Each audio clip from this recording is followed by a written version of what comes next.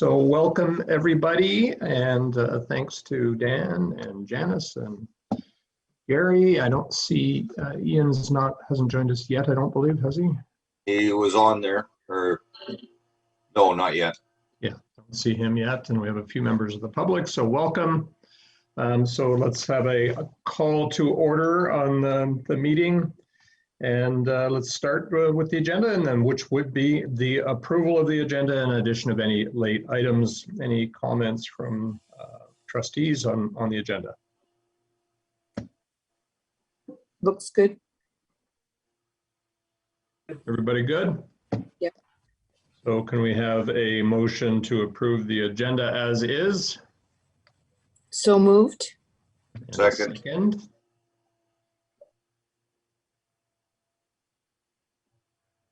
Okay, I'll second.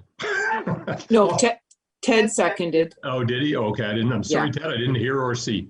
So all in favor say aye. Aye. Okay. Second item on the agenda is the adoption of the minutes from the February 25th regular board meeting, which are attached just below the agenda. Give everybody a chance just to have a quick review and see if there's any questions, concerns.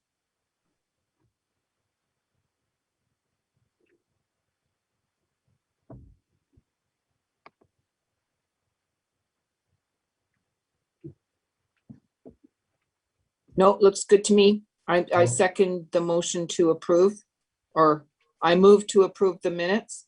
Okay, second. Second. All in favor, say aye. Aye. Aye. Okay, back to the top again. Reports. So we will now turn this over to Gary Nason for the interim administrator's report. And I presume supplemental report too, Gary? Yeah, Mr. Chairman, I think I'll just do them both at the same time, if that's okay. Yep. Okay, first of all, my interim administrator's report for the month of, well, since our last meeting. And then I'll talk about the supplemental report on the subdivision bylaw. And what I'll do is I'll pause after briefly discussing the Southern Railway of Vancouver Island invoices. Then I'll talk about the conversion process, give you a bit of an update on that, and then an update on the strategic priorities, and pause at those key sections. On the, I'm not going to read my report, it's fairly lengthy, but I'm assuming you've read it.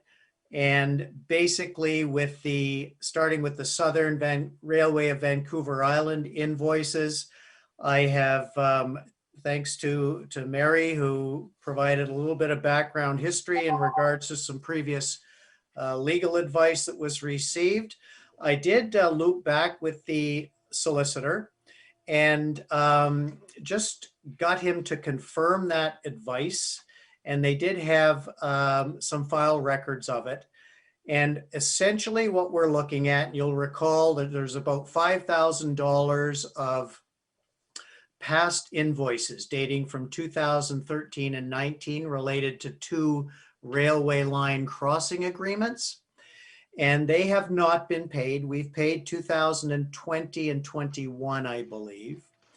And I did reconfirm with the lawyer, what's the status of these?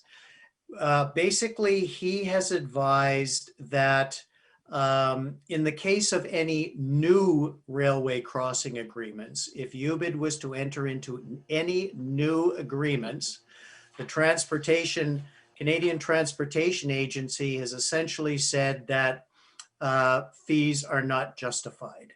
But if there are existing agreements, and in our case, there are 2 in 1994 and 2011, the situation is much less clear.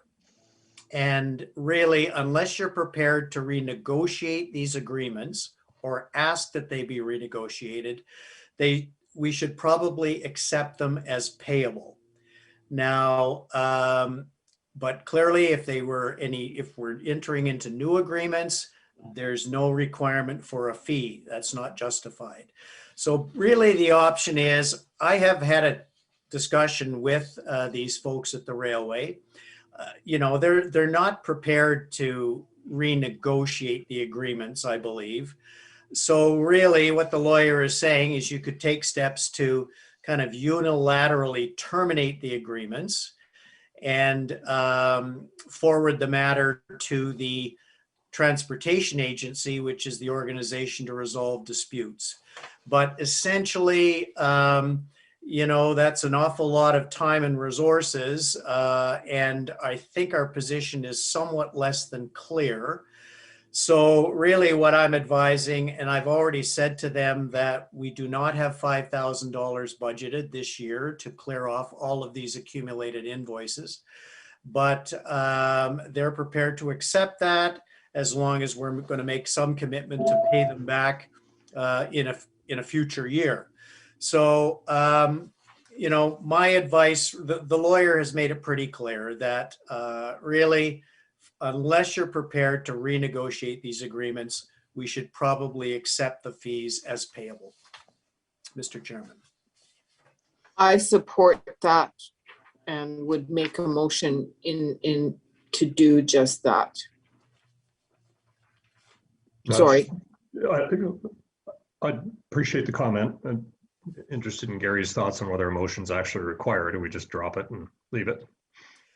Mr. Chairman, unless instructed otherwise, basically Janice and I have chatted about this, and I've advised the railway that I haven't made a commitment to pay the $5,000. I just said that we clearly weren't in a position financially to pay it this year. So unless instructed otherwise, we'll take steps to bookmark these fees, and they will have to be paid, but certainly not in 2021. So that would have to then get transferred to CVRD responsibility to pay them in 2022 and budget for them. Okay. Other thoughts, Eve, Ted? Well, definitely the way to go is to pay it off. To turn around and dispute it or renegotiate would probably end up costing more money. Just as simple to turn around and earmark it to be paid. Well, I don't think we should pay it, but first of all, there hasn't been a railway operating on the thing for years. So what the hell are we paying it for? But it also, the SRY, that's the, it's not the Island Corridor Foundation. This money. No, it's not. It's No. an actual railway that doesn't operate and hasn't for years. Anyway, I would just not pay it, but you can outvote me. Is it not to, just a question, is it not to support the road crossing the railway? I believe it's to support the utility, our water feed crossing under the railway. Correct. That's right. Okay, But I mean, the lawyer said that if we had a new crossing went in, we wouldn't have to pay anything, correct? That's a ruling of the Canadian Transportation Agency. If they wanted to negotiate a new agreement with us, then we would not be required to pay a fee. But pre-existing agreements previous to that ruling, really, unless we're prepared to cancel them and force a renegotiation and send it to the TCA to resolve the dispute, really they should be payable. can we I have- pay it and then cancel the agreement after we paid it? Yes, I suppose we could. I don't know. I mean, I agree with you that there hasn't been a railway there for years. I don't know what the prospects are anytime soon that there's going to be one, an operating, train. I suppose we could and cancel the agreement. I don't know what the position that SRI would take in that event. Well, then the ball would be in their court to renegotiate. That's correct. And according to what you just told us, the renegotiation would be without a fee. So to me, that makes the most logical sense. Pay it that we owe reluctantly and then cancel and let them renegotiate with us. Like the infrastructure is already there. The work, right? Right. Yeah. I don't know. That's just my idea. Would be interesting to get a legal opinion and first off, look at the agreement as to say what our rights of cancellation are, but rights of termination of the agreement. It would have to be a unilateral termination of it, yeah. And I don't know what position they would take were we to do that, pay the fee, clear it up, and then terminate the agreement. I don't know, they could come back with some residual argument that you can't do that. It's a, it's a pre-existing agreement. We still need an agreement in that sense, and you still should be paying a fee. Then we'd have to resolve it with the CTA. But it's certainly an option to pay it off. And then cancel the agreement.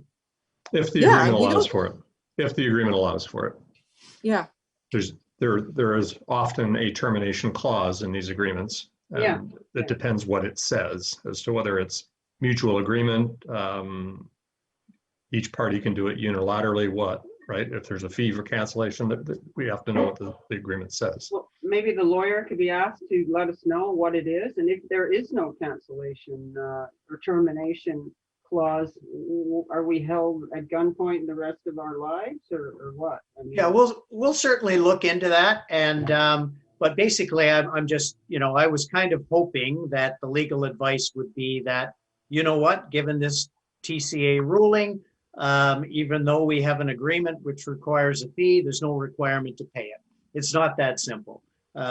We really, I guess legally, still probably should be paying it, but we have an option, I suppose, to terminate the agreement. So we'll certainly look at that language. But in the meantime, basically, we'll just carry on and bookmark this for required payment in 2022, I guess it would be. It would be the CBRD's responsibility, but we'll certainly look into the language in that agreement. My objection against this has always been, and based on my understanding, that these invoices were never delivered to us on time, that they were delivered to us years after they were due.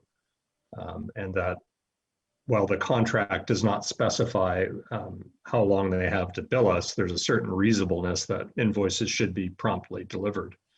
And I don't think they were, according to what Janice has told us as to when they were received. So, that may be more of a non-contractual view, more of a private sector view of what's reasonable here. But if our lawyers are saying we should be paying the fees, I'm on side with that. But I do like Susanna's suggestion of investigating the ability to cancel and force a renegotiation. Yeah, we can certainly follow up with that. Yeah. Susanna? Thank you. Just to follow up on that, I am not in support of, I'm saying pay the fee because it's overdue and our lawyer has advised us that it's payable. I am not in support of continuing to pay a fee when we find out after the fact through a ruling that no fee from this point on should be charged, which is where I came to the conclusion, well, let's just cancel it if we can, and then let them renegotiate a new one without a fee. Understood. Okay, thank you. I don't think there's any vote required here of any sort, any motion. No, not at this point in time. Reviewed it and If you wanted me, if you wanted to pay the fee this year, I would be asking for a motion, but it's not budgeted for, so. Yeah. And they seem to have accepted the fact that, we're not going to pay that 5,000 this year. Yeah. Thank you, Gary, for. Thank you. back to you, Gary. Thanks, Mr. Chairman. Just section 2 of my report is an update on the conversion process. There is a meeting next Wednesday, I believe, of the full working group. So I'm sure further Tuesday, I believe. Is it Tuesday? Tuesday? Further updates will be forthcoming, but just to hit the high points, conversion certainly is in full swing right now. I've basically broken down each of the major areas. Human resources, we're working on a draft, what they call a merger agreement, which basically it would be between CVRD, UBID, and CUPE, covering the two bargaining units. And a point to note, the CVRD has committed to offering employment to unionized staff in UBID under the terms and conditions of their collective agreement. Now, the plan is in later April for the CVRD HR to present an offer letter to each of the UBID unionized employees, basically setting out, here's what your job would be. Here's your rate of pay. Here's your title. Here's where you'd work. Here's your responsibilities. And what they're doing now is they're position mapping. They're looking at each of the UBID positions, and they're looking at where they would fit into the CVRD collective agreement.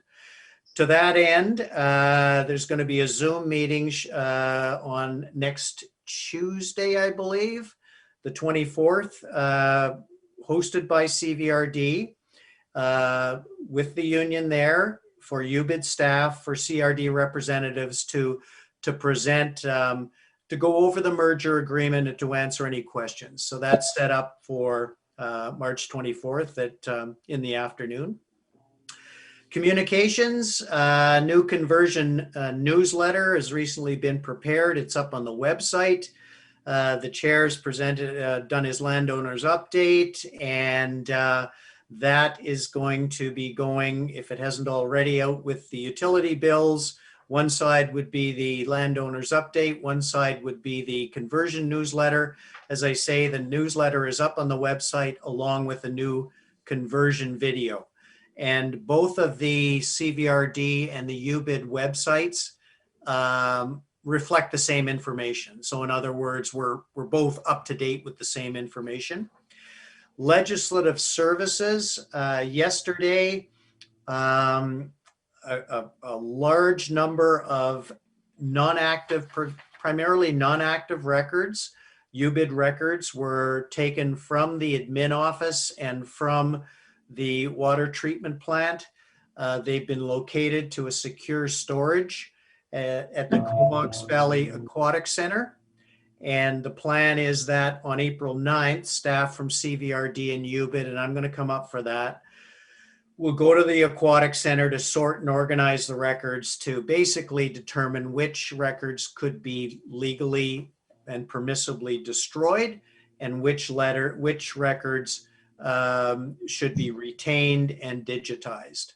So that was just yesterday that happened. It was quite successful, I understand. Thanks to Janice and to Dan and to Lindsay for being there to facilitate that process. Also, the CVRD, although it has yet to be confirmed, the CVRD, I think is thinking very seriously about letting the lease for the current administration building expire on June 30th, which it does, and basically not renewing that lease on a month-to-month basis. But that's to be confirmed. Internally, they're talking to their finance people in terms of whether that would work or not. And obviously that it has implications for, where a Lindsay or a Janice, if they stay on with the CVRD, would be working. But that's the way it seems to be going at this point in time. Lost my page here. Water. We are in discussions. I've talked about doing some asset management work and starting to develop a bit more of a longer term capital plan. A key to that would obviously to be getting a better handle on the water supply and capacity requirements and current capacity at the plant and the state of our distribution system. What we're talking about, and more to follow on this, is a possible proposed joint cost-shared CVRD UBID water master planning study. Really two parts to it.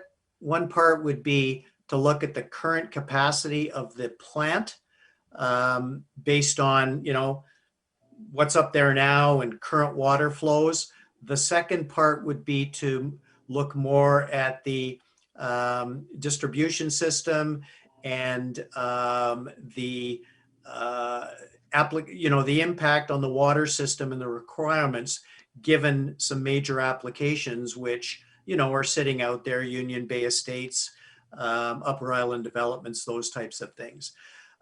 There's a bit of conversion money I understand is available that this work could potentially be funded with, or at least some of it.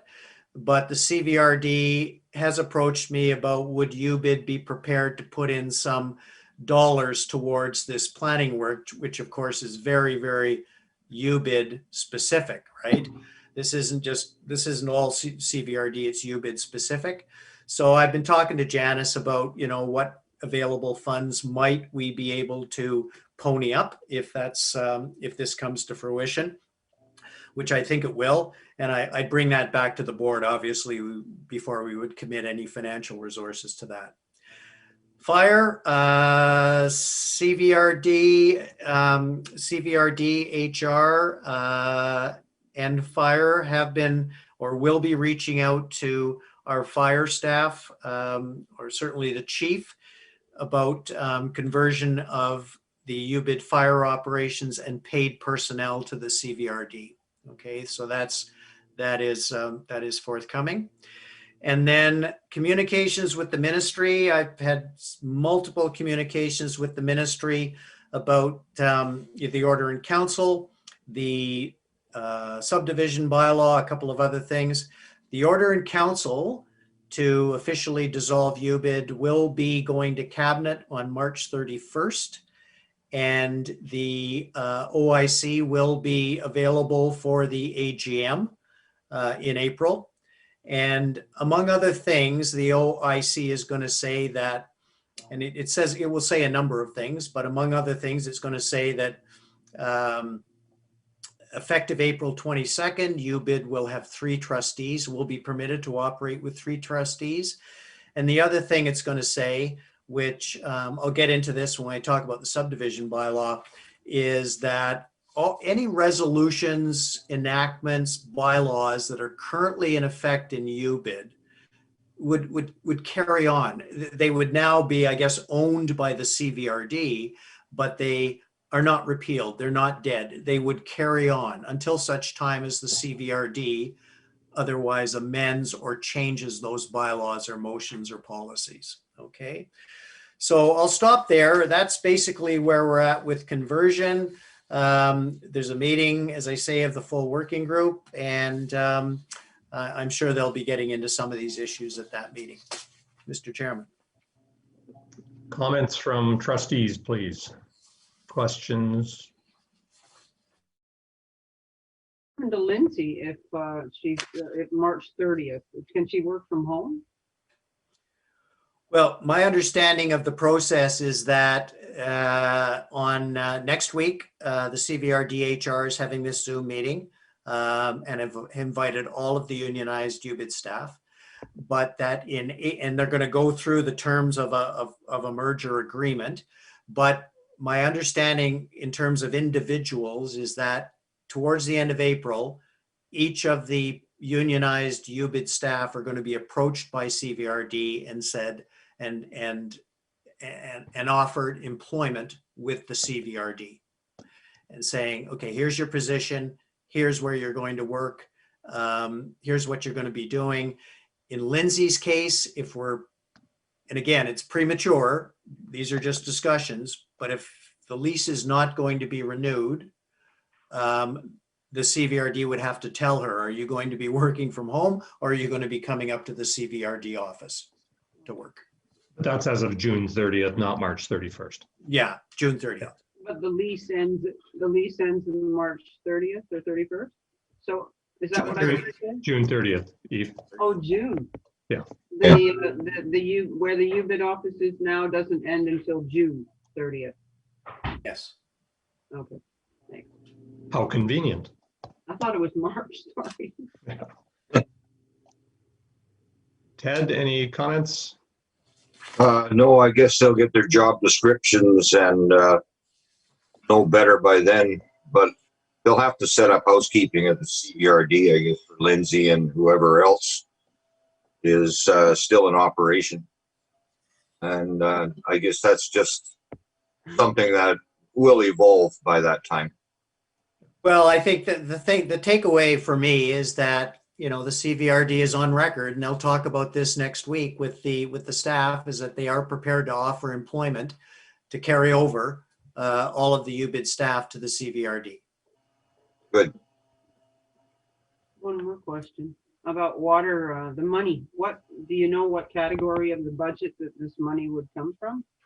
Well, I was asking Janice that today. I mean, it would probably come out of consulting or legal or something like that. But I was asking Janice today, do we have capacity in our budget to make a financial contribution towards something like that?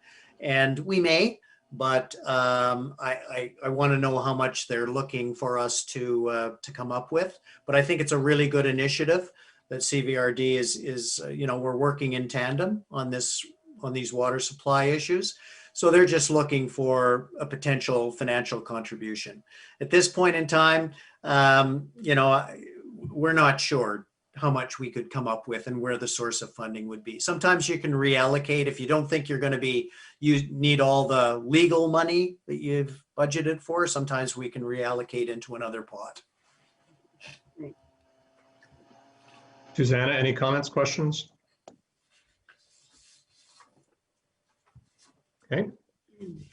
The only one I Muted. have. Sorry, Ian, Susanna's muted. Sorry. Oh, she's speaking? Yeah. Sorry, I Susanna, was- I thought I saw your head say no. I did, and then of course I started talking ad nauseum. I just wanted to thank Gary for the report because it was very thorough and all of these issues are quite complex, including the railway crossing. Is there any further info? And if there isn't, that's fine, we move on, about the B parcels. That's the next section. That's Oh, next. I'm sorry, I apologize. Yeah. Okay. My only comment is with respect to the OIC and saying of reducing us to 3 trustees. Gary, does that mean that we are 3 and only 3, or can we be more than 3? No, you're 3 and only 3, but a quorum would be 2. Great. So we need to talk about this further when we talk about moving the AGM because it affects Ted's term. So let's Moving just- the AGM? Yeah, so it's an agenda item. So Oh. when we get there, let's just remember to do that because usually a trustee's term expires at the AGM. Right. Okay, so that's the only comment I had. Over back to you, Gary, for this next section. Okay, next section, just updates, and I'm going to do this at every meeting, just give you an update on the strategic priorities, the 5 or 6 that came out of the strat planning session. B parcels. So thanks to Janice and Lindsay, who have done, a reasonable amount of work on this, because it was my understanding a bit of an exercise pulling, and to Dan as well, who's been involved in this. It's been quite an exercise pulling these parcels out of the database and then coming up with addresses. But they have done it. They've come up with a list. I believe there's something in the order of 108 B parcels that fall in that category. And here's the current situation after they've done some analysis on these parcels, that a very significant majority of these, 80 or more, don't have really a sufficient address. The address is like Garvin Road, Tipton Road, 4th Street Lot, 1st Street. There's not a specific address in upwards of 80 of these parcels, which is problematic because we can't then identify these specific properties, and they're not assigned addresses until typically they're developed. And this is a bit problematic for staff's ability in a lot of these cases to satisfactorily confirm in the field the capability of connection but also not only that, but also the features on the property that would, facilitate connection or inhibit connection. So, a lot of these properties don't have anything more than First Street, as I say, 4th Street lot, 3rd Street lot. Upwards of 20 of the properties, and again, upwards of 20 of the properties are listed as either, and I'm reading here, Crown Provincial, CVRD, TELUS, BC Tel, Island Corridor Foundation, UBID, Crown Federal, Crown Provincial, Ministry of Transportation. So, whether or not they're taxable, that introduces taxation questions, whether they're taxable or they be eligible for grants in lieu. So having said that, at the end of the day, we've identified, I think, 22 properties. Janice, correct me if I'm wrong, something like 22 properties that could potentially be pursued for further investigation. And, we'd have to talk to legal counsel about steps to be taken to bring them onto the tax roll. Interestingly enough, I think 3 or 4 of these 22 properties are already being serviced with water.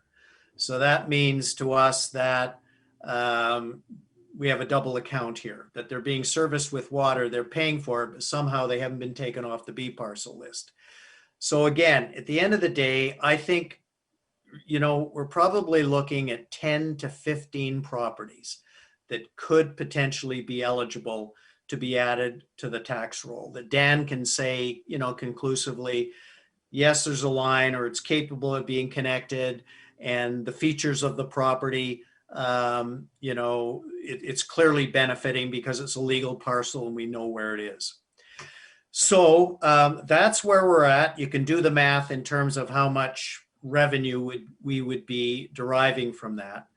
My recommendation at this point in time is, we spent quite a bit of time on this actually, is that I want to focus on the audit. We've got to get the audit completed. It's critical this year that it be done on time. It's critical that it make it to the AGM in April. According to the letters patent, the audit is being scheduled. It's coming up in the next couple of weeks. We need to get it finished, and I want to focus on the audit and the efforts that are being made on the other strategic priorities. This is something we could revisit, I guess, after completion of the AGM, and see whether we want to pursue it. But there's still multiple steps that would be required, and I guess this is why it's never been done before. Is where we'd have to go now is really, take a good hard look at these 15 or so properties, have some consultation with the lawyer, and then, draft up some sort of a policy to get them on the tax roll and to make sure that there's enforcement mechanisms if we get pushback, which we will. And my view is that this is a bit of a risky file in the sense that if we go down this road, which we could, you're certainly going to get some pushback, and you could have the likelihood of potential that, well, you've added me to the tax roll, but my neighbor 5 doors down has a lot somewhere on this street. Why isn't that person being added? So that's where we're at with the B parcels. I'm not saying just abandon the file completely, but I really want to take a pause on it so that we can focus on the audit at this point in time and get that through to the AGM. Do you want to pause here for comments? Comment, Eve? question.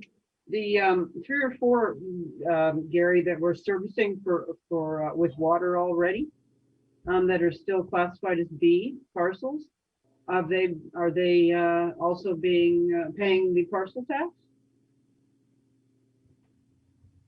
Janice, I don't know if you had an opportunity to look at that. I think you're looking at, like the United Church, the Community Club, Islands Timberlands. I think that they are getting water, but somehow they're still on the B parcel list. Danny, what did you discover when we were looking at those? Yeah, there he is. I think what it's coming to, like, it's hard, like, what about the church? I mean, obviously they have water. So I don't know why we're not charging them. Well, and like one was the community hall. Well, there's two Yeah, there's the accounts, so community they are hall. paying on one. So, you know, Yeah. there's just some irregularities that, But I think Eve's question is this, right? Is if they are on the B list and they have water, are they also on the A list? And if they're on the A list, are they paying parcel taxes? Yeah, that's exactly. Thanks, Ian. And also, in other words, they should be paying parcel taxes. Yeah. So, you know, that just want to kind of close. Well, we that could- door. Yeah, I think we can certainly confirm those anomalies, and there's several, I think, where they appear to be getting water. We can certainly confirm whether they're paying for it and whether they're having, you know, being charged the parcel tax. That's the easy part. Yeah, and has any board in the past given exemption to certain bodies like the community club and the church? Not that I know of. Can I say something? I think I totally agree with the idea of postponing until after the audit is done. I think this is an important file to clean up. If people are exempt from paying taxes, it sounds to me like they are getting water, but they are not paying parcel taxes, because if you're a B, you're not charged parcel tax. So to me, that's a very clear thing that needs to be cleaned up and not dropped after the audit is done. And those that qualify for exemption because they're a church or whatever, they need to go through the proper process of doing it. Part of this conversion is us tidying up our books, so to speak. And I can see how this has transpired over the years, but I don't think there's any harm in proceeding on clearing it up and formalizing it. And yes, exempting those that qualify for exemption because they're tax exempt, but they should be paying parcel taxes if they are getting water, in my opinion. So I don't want to see it dropped is what I think it's worth pursuing. Thank you. Any further comments on this one? Yeah, Ian, my comment is I don't think we have the time, the way No. time is going. I think it has to be addressed. I agree. But I think it's some of the housekeeping that we're going to have to leave left until later. That's all I can say. It is what it is, and it's probably been going on for years when it comes to these properties. Yeah, I'm of two minds with it. One is absolutely there's more important, whatever you want to say. My worries is passing on lower quality records to the CVRD and just passing on the issue to a certain extent, right? And certainly the 3 or 4 that we know that are on B, but maybe should be on A, and however that works, that's one thing, right? But there has to be a way of identifying the location of a property, and that, you know, an address having been entered into a system incompletely in the past is now constraining us to these 10 to 15 properties when that list might be double that or triple that. I don't know, right? And if that list was double or triple that, I think we'd be having a different discussion around the impact on taxpayers. You know, right now, if we were to put in 15 new parcel taxes, my math is roughly that each existing parcel taxpayer would pay $7 less if we just proportioned it out. And Yeah. that I don't want to trivialize that, but if it was triple that and it was $20 or $25 when you add it up, that might be more meaningful to say we should be doing this, right? But it comes back to poor records. And I know we don't have the time to clean them up, but is it something that we have to, again, as part of conversion, pass an open file off here saying this, it was our desire to do this. We did not have the time. I agree with that. Yeah, that we continue to do what we can, but it may be an incomplete file. that we pass along. I suspect it is more than the 10 or 15. I really do. And it's no one's fault. No one's done anything wrong. It's just a function of a growing community over many years. So,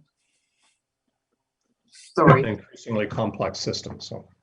Yeah. Yeah, I'm not proposing that we abandon the file because I'm kind of interested now because the question that I would want to ask the solicitor, because I've been down this road before, and usually, you know, if it's 1, 2, 3, 4, 5th Street, and there's a line in front of the property, case closed, put it on the tax roll, right? But so many of these addresses are just like 4th Street lot. So the question I would want to ask the lawyer is, you know, we can't really identify precisely where this 4th Street lot is, but we have the owner of the property's name. Is this sufficient to put it on the tax roll and be legally defensible if we have pushback? That's, I think, the question that I would want to pursue with Peter Johnson. And that's why I'm saying, I would be saying that, yes, I agree. To me, the first thing we'd want to tackle is those anomalies, you know, the 4 or 5 where there are 8 parcels or they're getting water. Are they paying for it? And, you know, is there a double counting issue going on here? We can clean those ones up. But I would just suggest that we take a pause on this for the moment, see where we're at after the AGM. And, you know, if there's capacity, then let's see what more work we could do to get this list more refined for the CVRD, at the very least. I'm in favor of that with the proviso that we deal with the anomalies. Yeah. Yeah. And other trustees, what's your thoughts on Eve? Just the 20 properties that are listed as Crown or government, and we're in there. How many properties are you bid on? I think there's just only a couple. Can we sell them? Get rid of them? What are they? Water treatment plant? Fire hall. And that, okay. That's a big one. I thought maybe there was some little hidden ones we could, you know, sell to build the thing for Just a Danny couple, I think. through.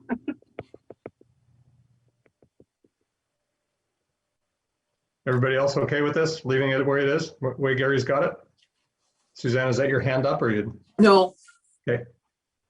With your background, your hand kind of, you know, it's Melts, half I there, know. half not sometimes. What a neat trick you do. It's a sleight of hand. Okay, Gary, back to you.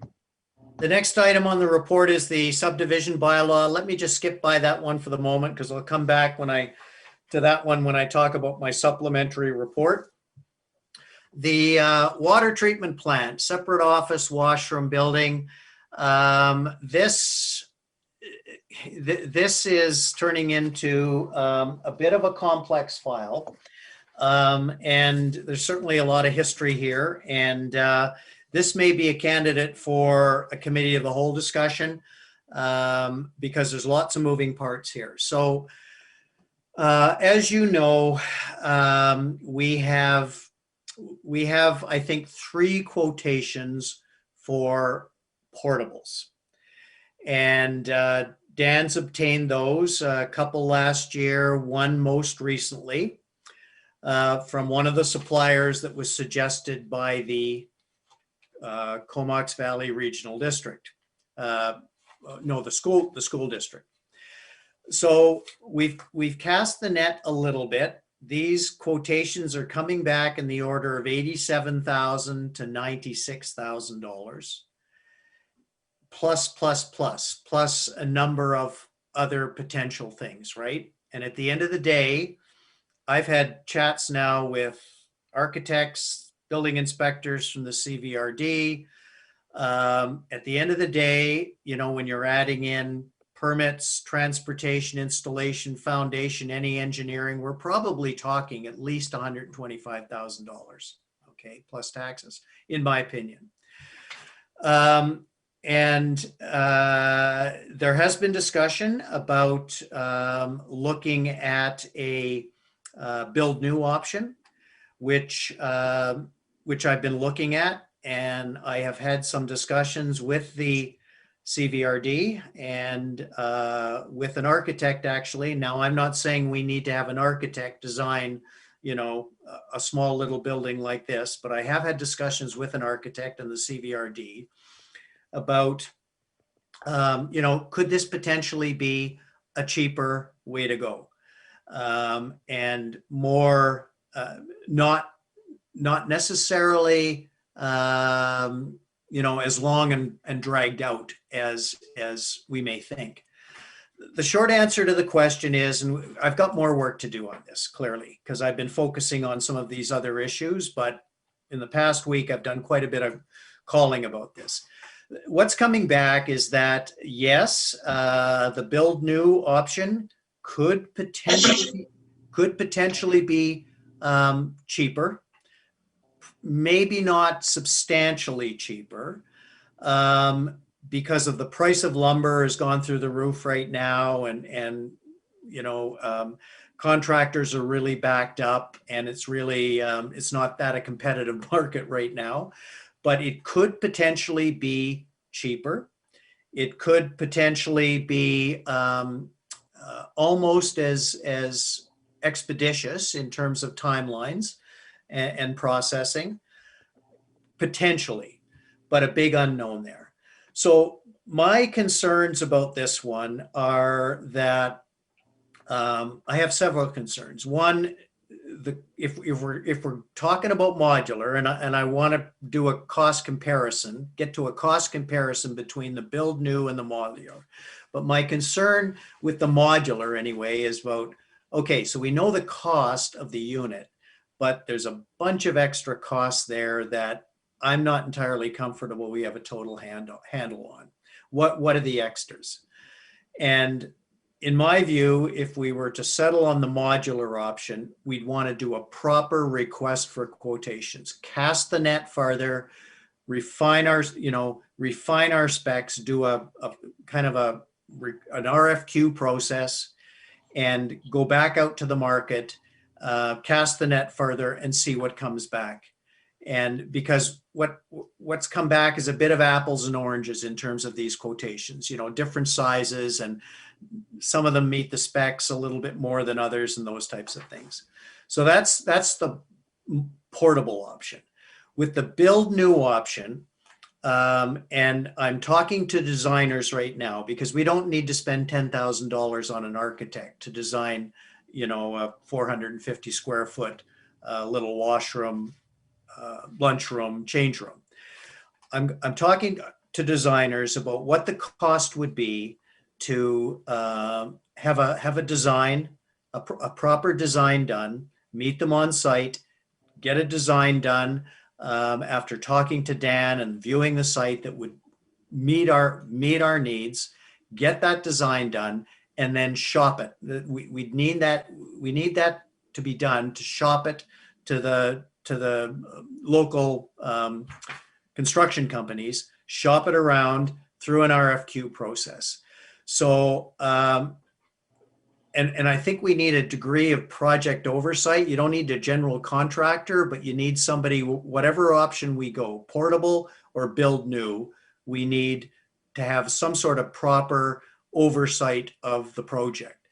So what I'm proposing is, and I would hope to get this very quickly, is what would it cost to have a building designer, and there are a number in Comox and Courtney. What would it cost to have a basic design done? I don't think it would be very expensive, because that's what we need, in my view, to do a request for quotation, shop it around, and see what comes back in terms of what the cost would be for a build new option. And then basically we can make a decision. The other thing we've got to do is we've got to confirm a budget. You know, what's our budget for this? What's our upset budget? I think these costs, if we went portable, would be probably, as I say, $125,000, potentially plus tax. Build new, maybe cheaper. I don't know. But that's basic. You know, I have a pretty good idea on the permitting processes and stuff like this. So that's where I'm proposing to go with this. In a couple of weeks, I should have, you know, an estimate for what it would cost to do a very basic building design by a building designer. That's not an onerous process and not a costly one, but I absolutely believe we have to do that properly and have that in place and do a proper request for quotations so we can get a handle on what is the best route to go. This is one I honestly don't think, I think we can certainly make a decision and start going down a certain road, but I'd be very surprised if we had whatever option we decide to do in place, in the ground and operational by June 30th. I think the CVRD is going to be inheriting at least the tail end of this project. Mr. Chairman. I'll turn this over to the trustees in a sec, but I'd like a clarifying question. Can we, my understanding of the square footage of this was that it was less than 300 and you used a 450 square foot. What's the dimensions of it? Well, I think Dan's sketch was about 12 by 36, Dan, I believe. So that's what, 420 square foot? And when I was talking to an architect and the building inspector, yeah, what I think we have in mind is around, you know, 400 to 450 square feet. Dan, is that right? Yeah, that's Okay. about right. From the start, it's changed quite a bit, but it seems like when we get a different modular to look at, they're all different dimensions. So we've gone, Okay. you know, 20 by 40, 12 by 36, 20 by 44. So it's all over the place a bit. I had a smaller square footage number in my head, so I was doing cost per square foot numbers in my head. And at one point it calculated that these portables were going to be around $400 a square foot, which was ludicrously high. I agree. And at 425 square feet, say 125,000 becomes $295 a square foot, which is still, I don't think it's that unreasonable, you know, especially because it's a smaller structure and costs are going through the roof in the valley right now. Although, you know, as a point of reference, a friend just completed building a small house, a 560 square foot house with definitely higher finishings than we would need. Did some of the labor himself, but he was at $200 a square foot. So I think it is possible to come down below. But anyways, those are my comments just from a square footage and financial point of view. I'm going to go left to right on my screen because I think I've seen all hands up. Ted? Yes, well, I've been in contact with Kevin and I ordered plywood 6 months ago. I picked it up. And when I picked that plywood up, it was pretty horrendous for 3/4 inch plywood. But since I picked it up and the price now has doubled. Standard piece of plywood today, 3/4 inch, is $75 a sheet per instance. And he says all the dimensional lumber is now climbing up like crazy as well. So I think a portable, depending on its age and size and so on, might be the way to go. Building right now, the costs are just really, really very, very hard to determine because the cost of materials are just jumping every day. He can't turn around and give a person a quote on material anymore like he used to.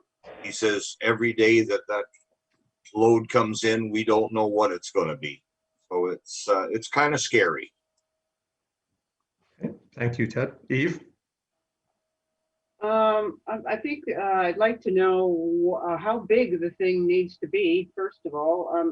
430 square feet is about the size of my house. That's a pretty big place. For how many people have to be in this office at one time? Like, have you narrowed down? I think we should try and, in other words, build the smallest structure we can that does the job. So, and I'm kind of for building something myself. But the other thing is, the Brian that I gave you the number of, Gary, he had a brand new 12 by 24 modular unit. It was significantly under $90,000. What happened to that? I think somebody said it needed to be much bigger than that. Is that the case? Well, I did talk to him. Yeah, I think the one that he submitted, or Eve, you sent to me was smaller than we've been looking at. I mean, the sketch that Dan did, I think, was 12 by 36. And that one was considerably smaller, but I did follow up with him, and he said he might, I think he told me that he might have one in Princeton, that met our specs, 12 by 36, but I never heard back from him. So it does need to be 430 square feet. Well, you know, that's you know, Dan has done that sketch plan, and based on the number of people there and what we'd need it for, I can certainly confirm that when I chatted to an architect from a local firm that was recommended that we talked to by the school district, he said, yes, 400 to 450 square feet is probably what you would need, because I had shown him Dan's sketch, and he came back and said, yeah, 400 to 450 is what would work. Okay, well, we're looking at $100,000 to build something, I think. So either way, not going to save us that much money, I guess, but it still would be cheaper, looks like. Susanna, sorry, Eve. No, that's okay, thanks. Yep. Susanna, your thoughts? Just to give you some context, I finished building 450 square foot studio on my garage. So including plumbing, all of what you would need for a washroom, 450 square foot washroom, it cost me $120,000. And that's just within the last 6 months it was completed. So fairly recent costing there. I want to point out versus portables versus build. Portables depreciate in value, just like a truck. A building appreciates in value. So actually my property assessment, which I got just a few weeks ago, went up by 120,000, exactly what I put in to build the studio. It's a reflection of the additional square feet. So I think we need to look at the long-term investment of a property that will actually increase the value of a building, a permanent structure, than something that just will disintegrate literally, as we saw with our old trailer. So thank you, Gary, for the work that you've done. I agree with your approach, and I'm very happy, you know, that we're looking at all the options. If I can add my 2 cents to the end of this conversation, I know I started, but I would be in favor of perhaps a soft approach to the build option. If we know we need approximately 400 to 450 square feet, and we know that we need minimal finishings in terms of the comforts, right? We're not putting in marble countertops, right? Yeah. And you know, just basic baseboards and all those kinds of things. You know, what's a reasonable estimate of a per square foot cost for that building? And if it says it's 200, I say move forward, get a quote. If it says 300, then no, it's a more complicated process. It's harder to manage. Costs are more variable. All those kinds of things. Head down the buy route. But you know, I don't know if it's reasonable, or reasonable is maybe not the right word. If the most appropriate approach right now is to go spend money on designs, it's more about, can we get some rough estimates of per square foot costs for the type of building and size of building that we're talking about, and make a build make sense decision before we spend money on it. like this architect, Gary, may have that idea. A building designer may have that idea. Yeah, What does this, cost. what's the cost per square foot? Yeah, and I've had a chat with one architect, and he said that he was the one who said that it's not. It could potentially come in cheaper than the portable options we've been looking at. And he was the one that kind of confirmed, yeah, based on what I see that Dan has produced, 420, 25 square feet is probably good. I can certainly have, and I'm talking to a couple of designers later this week, tomorrow and Monday. I can certainly have that conversation rather than pulling the trigger to get a design done. But if we're going to do it properly, I tell you, I don't have a totally comfortable feeling in my stomach about, okay, if we went the portable route, how it's $90,000. How much more on top of that are we talking about? Totally agree. I'm not comfortable with that, and I'm also not comfortable about just kind of shooting from the hip a little bit and trying to get some sort of an order of magnitude cost without some sort of a design being done, right? In terms of what specifically is needed up there after the person comes to the site, looks at what Dan's done, gets a total understanding of what we need, because that's the best vehicle to have in place so we can shop it around and come back with competitive quotes, right? Before we make a decision. Doesn't necessarily have to take a period of time, but I hear you. I can certainly have a talk with a designer and see whether they're even prepared to sort of speculate on what that order of magnitude cost would be based on what they see. Just trying to simplify the process. If we only have to go down one of these paths, I then agree it with you. simplifies the process. Okay. Any other comments from trustees, or shall we leave this until our next cycle and Gary's got more information? Gary, do you think you would have more information in time for a committee of the whole meeting? I understand this is, they're somewhat time sensitive. I'd certainly like to get at least down a certain road. May not be absolutely cutting the ribbon on July 1st. I get that.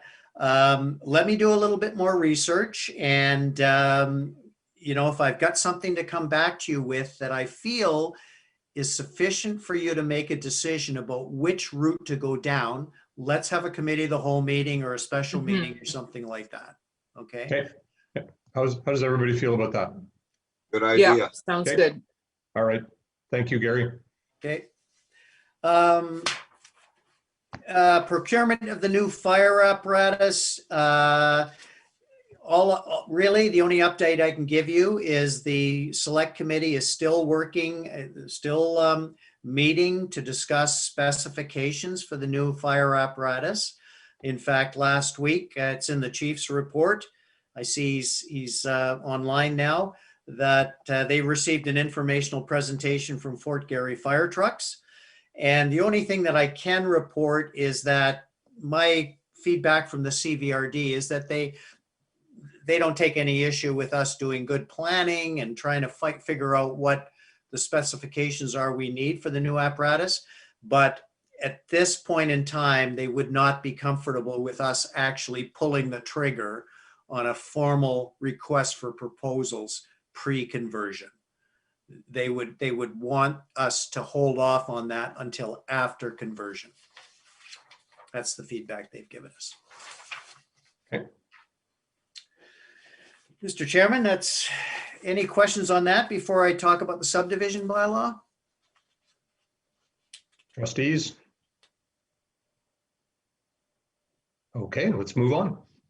Okay, so Mr. Chairman, I've prepared a separate report on the subdivision bylaw, and I think we've made some pretty good progress here. I've certainly had conversations with legal counsel, with the ministry, and with the CVRD. And here's basically the bottom line. I'm assuming you've had the opportunity to read my report. basically, as you know, the subdivision bylaw was never registered with the inspector.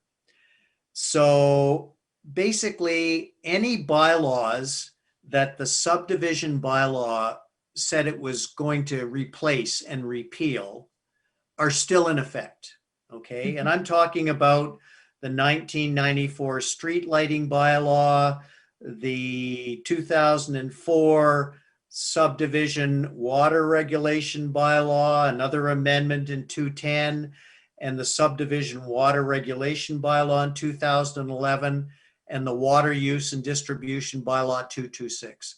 Those documents, because they were never replaced by the 2016 subdivision bylaw, they're still in effect, okay?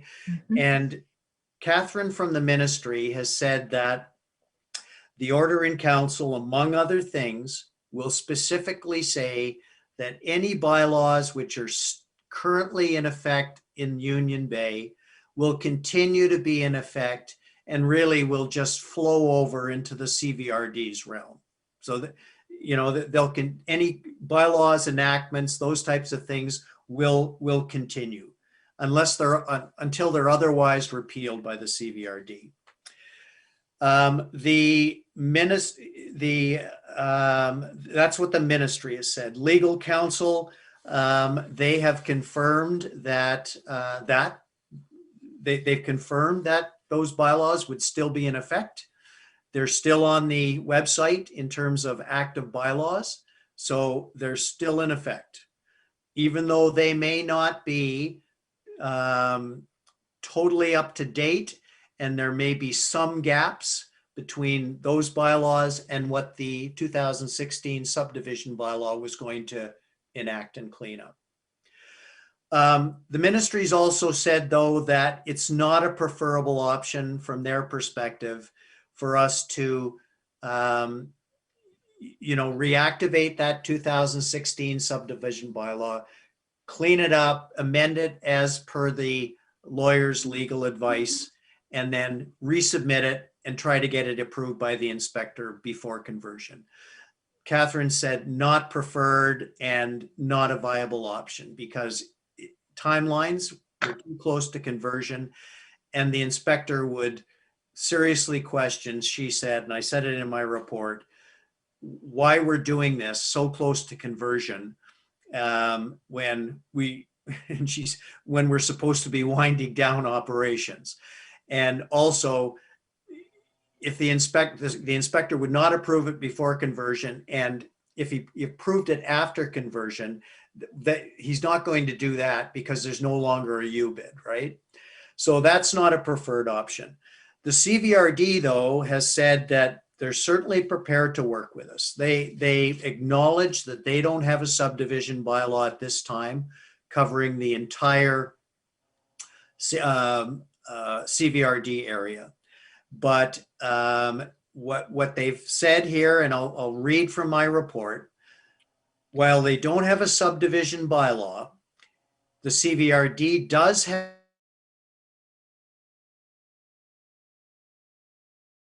to the CVRD to require developers to construct to certain standards and pay for certain infrastructure. The CVRD would continue to use similar bylaw language in the case of Union Bay post-conversion. They've noted as well, as I just said, that we have bylaws, 226, for example, the water regulations, water use and distribution bylaw that are still in effect because they were never replaced. So there is coverage there. We're not totally exposed.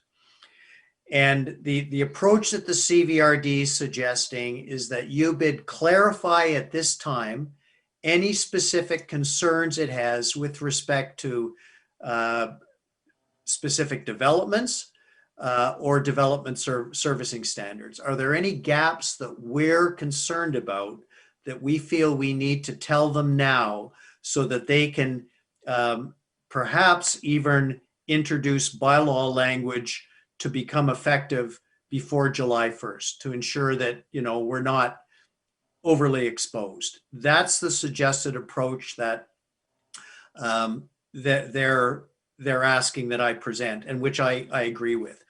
They say, if this suggested approach is of interest to UBID, the CVRD has indicated that it is prepared to explore some regulatory bylaw language which respects UBID's interests, though the extent of that bylaw would likely be fairly general in nature. So, Mr. Chairman, I'm recommending that, firstly, that we communicate with the CVRD any concerns that we have with respect to development servicing standards or proposed or contemplated future developments in Union Bay. And you've been presented reports in the last 3 months with respect to 2 applications. And that could be based on historical knowledge, which I don't have, which may include deliberations conducted at the time of preparation of the 2016 subdivision bylaw. Okay, because some of you were privy maybe to those conversations. Hey, that bylaw was supposed to plug gaps that now they were never plugged because the bylaw was never registered with the inspector.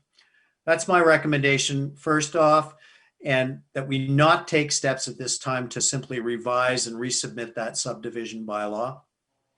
And we advise the CVRD that the suggested approach is of interest to us, and we be instructed to proceed accordingly with further information and updates to the board. And this matter likely will come up at the working conversion group meeting next week, Mr. Chairman. Thank you. Okay, I'm going to turn this over to trustees. Suzanne, and we'll start with you. First of all, I really appreciate, Gary, the thoroughness of that report. It is truly a really complicated issue. And I'm just going to filter what you've said so that I can ensure that I understood correctly.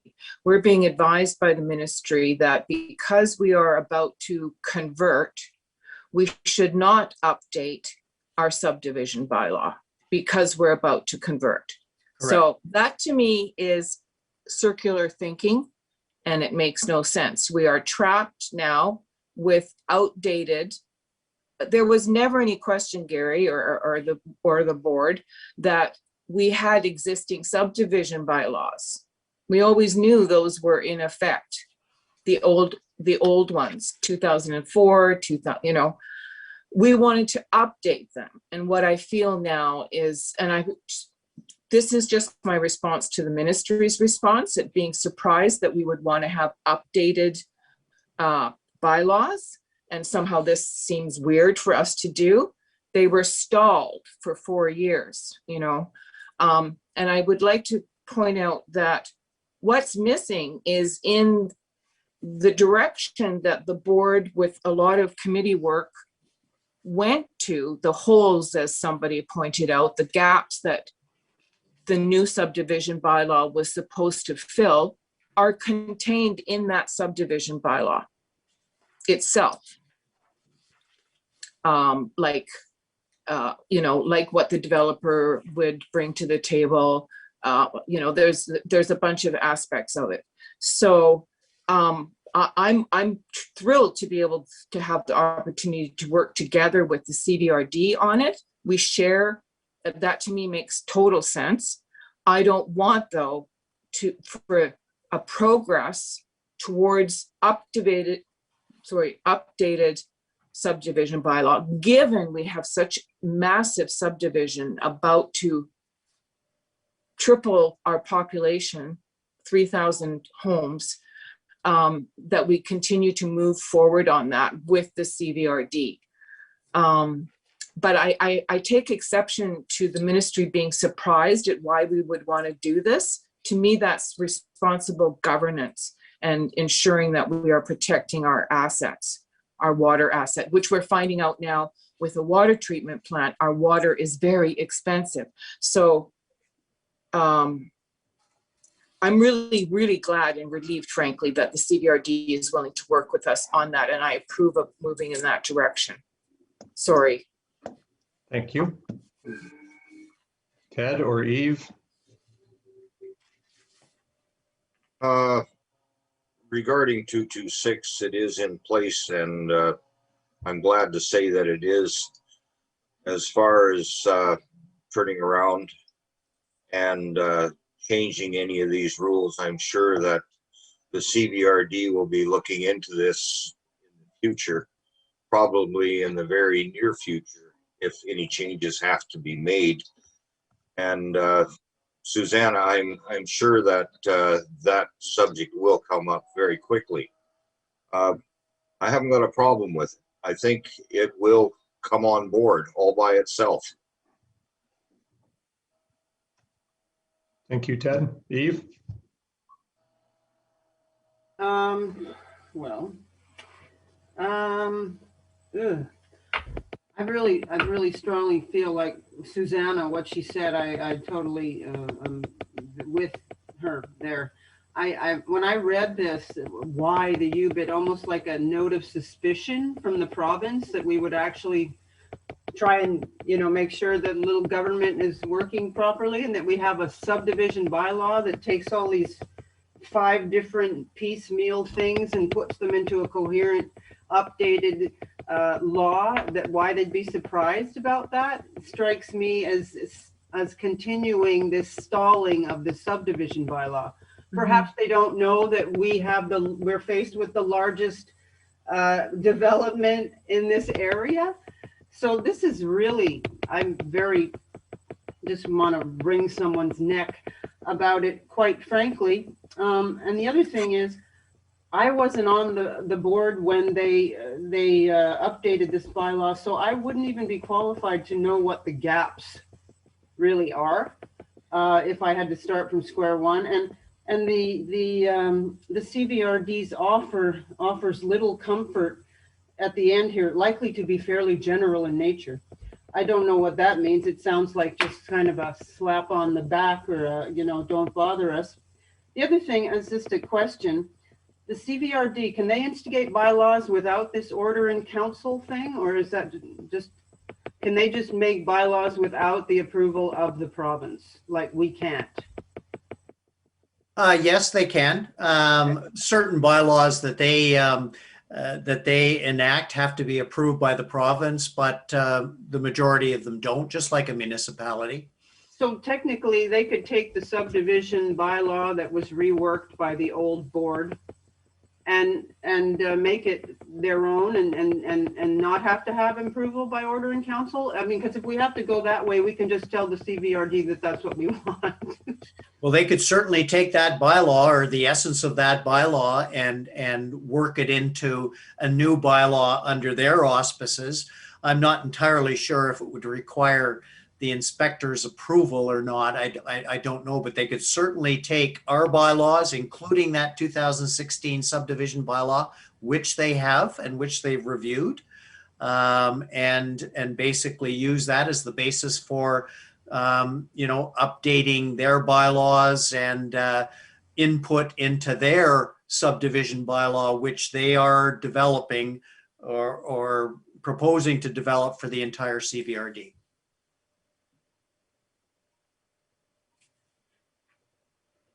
Thank you. Eve, is that any more?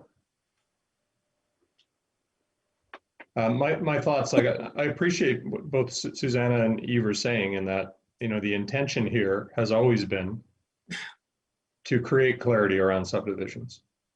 And I understand both halves of the argument. One is, that is what we're trying to do. We're trying to pass to CVRD what we want. I also understand the whole timing argument about, will it get approved prior to conversion? And if it doesn't, then what effect does it have if UBID no longer exists? So I think on balance, I appreciate and agree with Gary's recommendations that we try to influence the CVRD bylaw to make sure it covers everything that we need. And that if an interim bylaw can be passed, that protects us prior to, or gives us a little bit more than we currently have prior to the creation of a comprehensive CVRD subdivision bylaw, that would be a good thing. I do want to note, though, that our subdivision bylaw would not cover all of the needs of CVRD, because we only have 3 services, and they would be considering many more services like parks and those sorts of things that we don't consider. So it may be that we can't just pass them our bylaw and have them use it as theirs. But maybe a portion of it, Well, this like idea it melded. is important, right? To say, okay, so what is it that with respect to the Union Bay service areas that we feel is important to have acknowledged as additional protections, recognizing that, you know, that what is on the table today with the two Union Bay Estates developments and the proposed Upper Island developments rezoning application would be relying on our existing bylaws anyway, and any changes that we made would probably not affect either of those, any of those three applications. So it would be only about future applications. Right.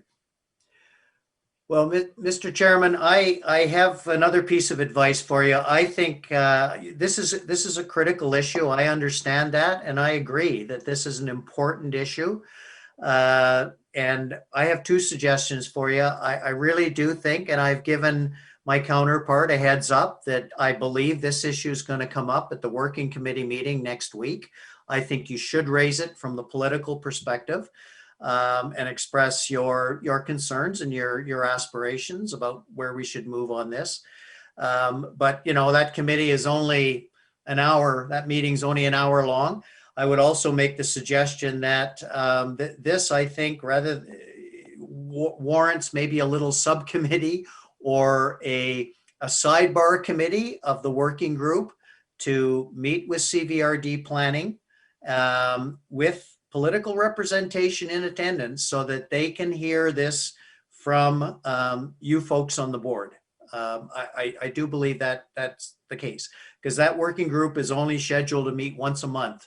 This is a critical issue. So I would suggest you raise it on Tuesday or whenever the meeting is, and perhaps we consider some sort of a little subgroup to have a sit down meeting and to just talk through these issues and concerns so that they fully understand it. Love it. And just so happens a member of that working group was part of the board that authored the draft bylaw. Right. Yeah, What does the rest of the board think of that? sounds good to me. I agree, Gary. Thank you for the suggestion. That sounds good, but you're called a working group and you only meet once a month? How are you working? I don't, that's a misnomer. Well, it's the overseeing master group that's dealing with all of the conversion issues. But basically, most of the work at this point in time is going on at the staff level in the various areas, right? Not a working group, but okay. It's an advisory group. It's an advisory. Yeah. And Gary would probably object to the fact that he's not working. But Gary's not doing all that in the capacity of the working group. He's our administrator and doing a ton of work. And I thank you, Gary. And I appreciate, Eve, your desire to do real work. You've been a stalwart representative.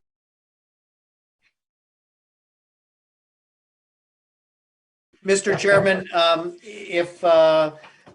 I think this is one where perhaps a motion is in order, and I have a suggested three-part motion, which is on page 3 of my report, and I can advise the CVRD, and we can move forward accordingly, starting at the next meeting on Tuesday. So if the motion is that the board approves the recommendations made by in the interim administrator's supplemental subdivision bylaw report of March 18th. So is that the motion you would like, Gary? Yes. Okay, so motion's on the table. And a second? I'll second it. Motion? Oh, sorry. The motion, to repeat, is that the board approves the recommendations made in section 3 of the interim administrator's supplemental report subdivision bylaw, March 18th, 2021.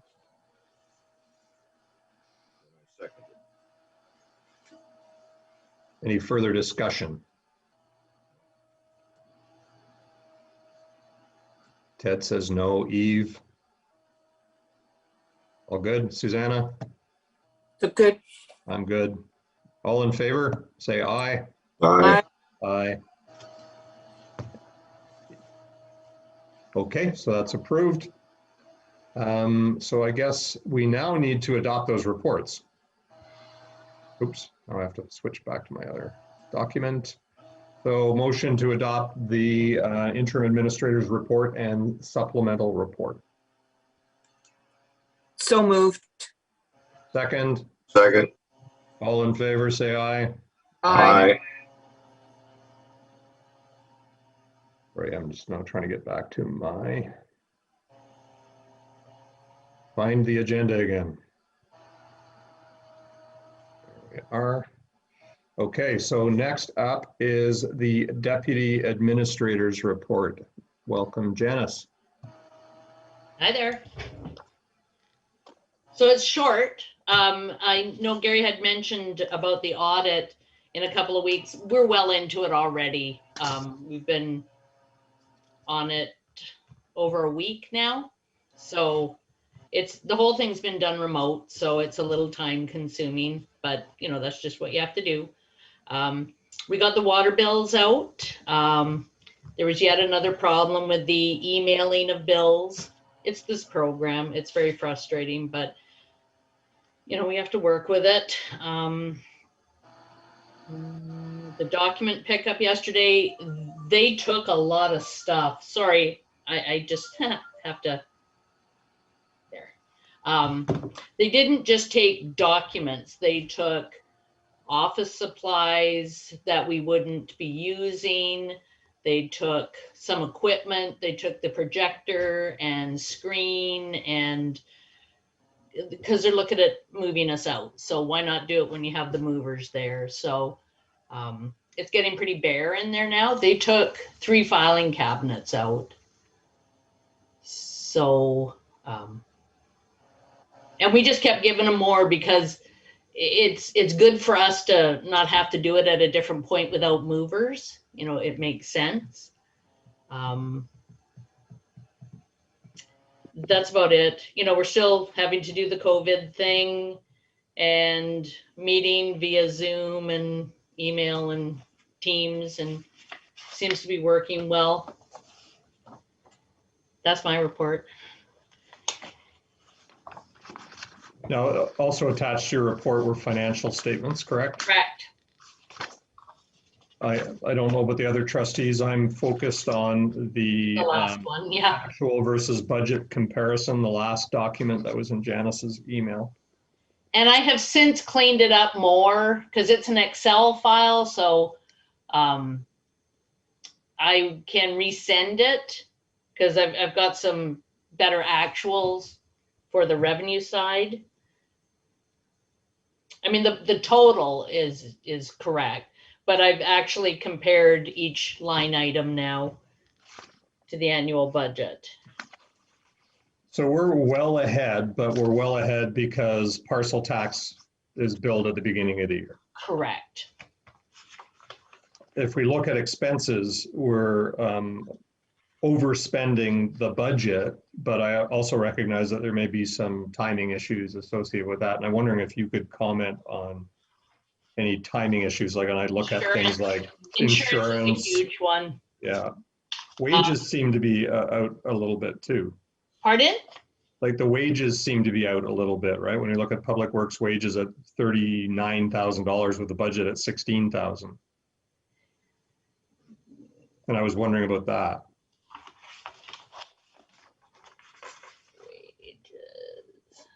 Fire department wages is kind of the same thing.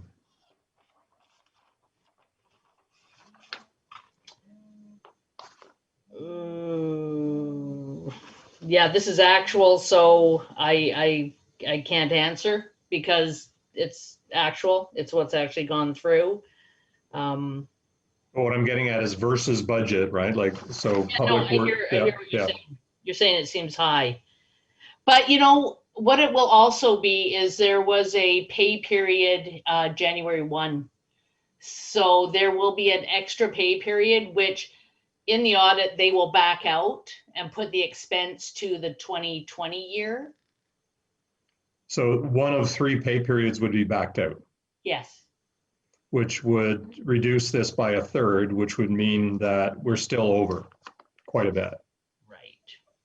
And I'd appreciate, like, wages, that's one of the things we should be able to predict fairly easily. So I'd love to hear an explanation as to, what's happening there. Is it simply the budget is understated or something like, is Well, it I just do know in Public Works, there's been a lot of overtime for all the problems with the pump at the plant. I've pulled together an invoice that we're sending to AWC for those hours. How much is that invoice? It's not huge. Yeah, and it's not finalized yet, and there's some other expenses that are going in it. So it's only about $3,000. So it's $2,400 of time we're charging them for. But, there's also the discussion, and Denny and I have had it, even though they, we're just charging for on-call time, they've had to put a lot of time into, like, when they're working to try and fix the problem. So they're not getting charged for that time because they were working anyways. But then it also then pushes back other things that they have to do. And, they've had a massive leak on the highway. Well, Ted knows about it. Yeah, a huge one.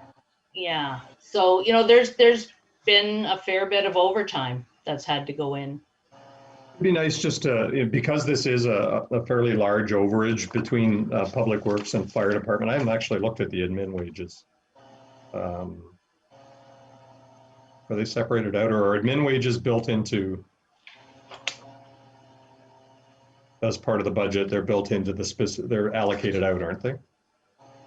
They get split between fire and Right. Public Works. And included under those wage lines? Correct. And but the budget is also split that way, right? Correct.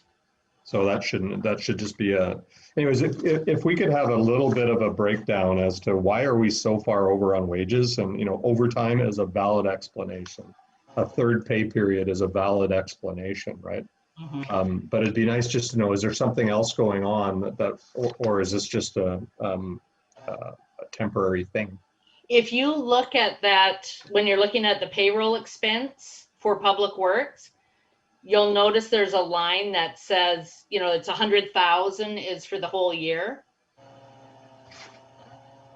And there's no actual, because it's the admin, right? Right.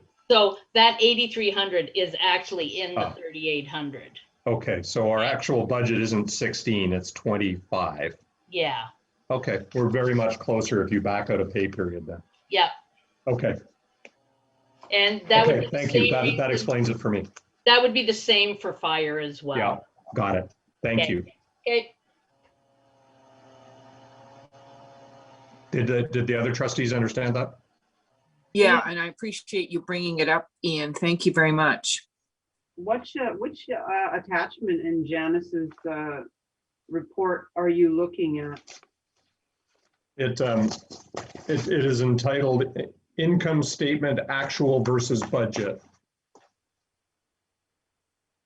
I think it was in our email. Yeah, it was in Yes, it Janice's was. email, second last file, I think. Maybe it's the last file. But The last one, okay. Thank you, sorry, I didn't know which one. Okay. yeah, it's that one. You're looking at the right one if your head's sideways. Yeah, I didn't print it and it's like illegible, I can't read it. It's been- So, and I can reduce the amount of statements I send to you guys if you want. No, Okay, you prefer to get them all? Okay, that works for me. well, I do. I Okay, can't speak for everyone, just because the numbers have been so weird for so long that it's nice to get them on a regular. yeah. I appreciate it. And this one is the revenue and expenses. And the balance sheet is all the assets, liabilities, and equity. So it's good to get a balance sheet and an income statement. Yeah, Yeah, I like the comparison to budget because it lets us have an operational view of how we're doing, whether we're going to come out the other end with a surplus or a deficit, all those sorts of things. Yeah. Okay. Any other questions for Janice? I was just gonna ask one question to Janice regarding the last stuff to move out of the office come the end of the month. Is there very much to be removed? Because I do have an enclosed trailer that can be used if that's necessary. What they've discussed with us is, I mean, because really, asset wise, there's not a lot of furniture. There's a couple of big sets of metal shelving units, which Danny's taken out of the plant, and we have some wooden shelving. So we'll see if Danny needs that or the fire department. And then you're looking at one desk. Oh, and a plastic table. Oh, no, there is the conference table. But we were also talking about the counter that was built. Yeah. Some of the discussion around it was if we went for the portable office solution, that counter can be moved into that, because that is Union Bay's counter. Right. So, Well, yeah. if you need that stuff removed at that particular time, as I say, I have an enclosed trailer that I can bring in and it can be loaded in there and then taken wherever. Yeah, no, that's great. Free gratis. I don't know if they're going to do a moving truck again. Well, it would save that expense if that's what I'm saying. Yeah, we didn't pay it. So, Well, somebody's got to pay. Conversion grant. Right. Okay, thank you, Ted. So shall we have a motion to adopt the deputy minister's report and financial statements? So moved. Okay, Second. all in favor, say aye. Aye. Aye. Okay. Chief Ham, it is your turn for your fire chief's report. Welcome. Thank you. Hi, everyone. As you can see from the report for February, the call volume was down quite a bit. We responded only to 3 first responder calls. We've already surpassed that this month, but February was really slow for some reason. We're carrying on with our training and everything. We're still observing all the COVID-19 pandemic restrictions. We are training in person though, but we are training in smaller groups, and we're utilizing the fire hall, the community hall, and the school and grounds for our training to keep the numbers down.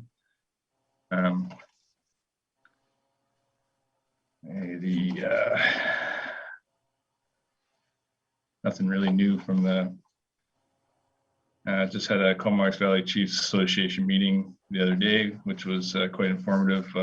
BC Wildfire was there giving some information, and the deputy fire commissioner was there as well. So that was some pretty good information for us. We're still working on our conversion stuff, our ROGs, our health and safety, all that kind of stuff for the regional district. So but that's all good.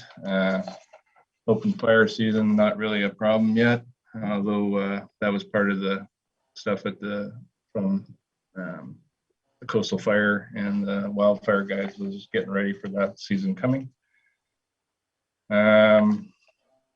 Our training, like I said, keeps on. We keep training in smaller groups. We had one member complete his emergency scene management level 1, which is a fairly substantial course. So congratulations to him.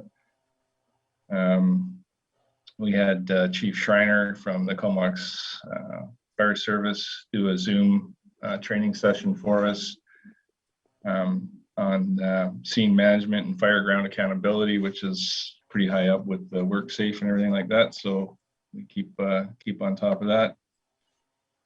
We had 4 members complete their Module 3 exams. These are the recruits and part of their training. And there's some in-house pump training going on. In the vehicle section, Duty 26 needed a new tire that was blown right off the rim. It had some oil servicing while it was in there doing that. We've had some service issues with engine 24 and 25 that have been rectified. We got a new company to come down and look at that. So that's working out fairly good. They travel with their mechanic and he does work on site, so we don't have to ship the vehicles anywhere. I guess in the agenda, I guess, is that capital request for our turnout gear. We replaced our reciprocating saw on Rescue 28. It just, it got outdated. We couldn't replace the battery for it anymore. There was no, so it just kind of took it out of service, and it was just as cheap to replace it with the new one than it was to try and get a battery anyway, or rebuild the battery. All our first responder bags have all been updated. We have some new membership. We're actually, well, this report we were at 21. We have one more, so we're at 22 now, which is great. We are experiencing a little bit of a rodent problem in the fire hall. We've tried plugging in some sonic, I don't know what they do. I guess they make a sound that the rats don't like and keeps them away. And we've got some rat spray, some environmentally friendly stuff that's supposed to smell like cedar that they don't like. So we're trying that. I don't know, we may have to step it up and maybe get somebody in, but we'll see how these work. Occupational health and safety, they continue to do their thing and inspect the hall for safety issues and whatnot, and there's been no reports of any injury. February, we had Burn Awareness Week. We posted on our website and everything, the stuff from the fire commissioner for that. And we're always recruiting. So, and it seems to be working. The information's getting out there, and we've had, you know, 3 new members over the last, I don't know, 2 months. So that's pretty good. Yeah. So that's February's slow report, but there it is. Thank you. Questions for Chief Ham? Question. Fire away. If somebody, you perceive someone burning garbage on their property, is there a proper protocol? Is there anything one can do about that? Yeah, well, call 911 first off, and they'll dispatch our duty officer. Because we don't have any bylaws for enforcement, if the duty officer gets there, finds that they actually are burning stuff that they shouldn't be burning, and they don't put it out immediately, we can call the RAP number, and we do have other numbers we can call too, but that dispatches the environmental guys. And those guys do have the power for enforcement, and they'll start a fine about $500 to start with. So if it's a illegal burning, like if they're burning trash or garbage or whatever, yeah, absolutely call 911. Great. And get, Thank you. yeah, no problem. Ted, Susanna, any questions? One question, Ian. How is your masks holding up? They're holding up great. Yeah, it's been weird with the even the first responder calls we go on. They haven't popped us into a super lockdown COVID mode. The ambulance gets there fairly quickly, and even those guys are, you know, they just wear a face shield and stuff. So unless they get the alert from their station that it's a COVID, or it happens on scene that it's a COVID issue. But we still have lots of those masks. Thank you. Oh, that's good. Thanks. Only question I had is this rodent problem at the level of a health problem? It's getting pretty close to that point. Yeah. We'll see how these sonic, if they back out and the spray helps and keeps them out of the building. But I mean, it's an old building. It's a, you know, what can you say? Yeah, there's some rodent droppings and things like that on the bay floors that, you know, Kevin generally has to clean up when he's in there. Nothing in our areas upstairs or around our kitchen area yet, but they are present in the bays. Just concerned about the health of the people and making sure that we're doing what we need to keep them safe. Yeah, we'll see if the droppings back off, and if they do, maybe these sonic things in the spray are working. It's but we may need to get somebody in there to do whatever they do to get rid of them. Yeah. Oh, is it, I know this might be ridiculous, but is it possible to get a cat or two? Have a house cat? They're good at know. rat control. Yeah, maybe. Yeah, it might not be a bad idea. Just buy some food and have a cat roaming around. Have a cat, yeah, why not? Anyway. I thought Fire Hall's got dogs. Yeah. Well, they got ratter dogs. Yeah. A white cat with black spots will. At least we could fake it. Exactly. Thank you, Ian. No problem. Can we have a motion then to adopt the fire chief's report? So move. Second, Second. all in favor, say aye. Aye. Thank you again. And Dan, over to you for the Public Works report. Thank you. Hi, everybody. So just try to get through this pretty quick. All the stats are fairly consistent to last month. Good news at the water treatment plant. We haven't had a single call out since February 22nd, since they replaced the valve that was malfunctioning. So that's really good. Going through about the plant's running at 8 liters a second. We can go to 14, even 16 liters per second. So we're just getting ready for the flows to bump up once the good weather gets here. There was some leaks in the system. We fixed one on McLeod Road. A corporation stop right out of the main was leaking copper pipe. So we're able to put in new pipe for that one right up to the curb stop, which is the meter nowadays. We did get a very large main break down at Emerton Road across the highway in the park. And it was, a couple thousand gallons per minute. Drained McKay Reservoir by a half in roughly 20 minutes, which is, it blew a big hole in the ground and Very big hole. very big hole. So it's a section of pipe that's right close to sea level. It's under the highest pressure in the system. It's a very thin wall asbestos cement pipe. It did blow in relatively the same area about 2 years ago. This one's about another 15 feet down the pipe. It's going to happen again.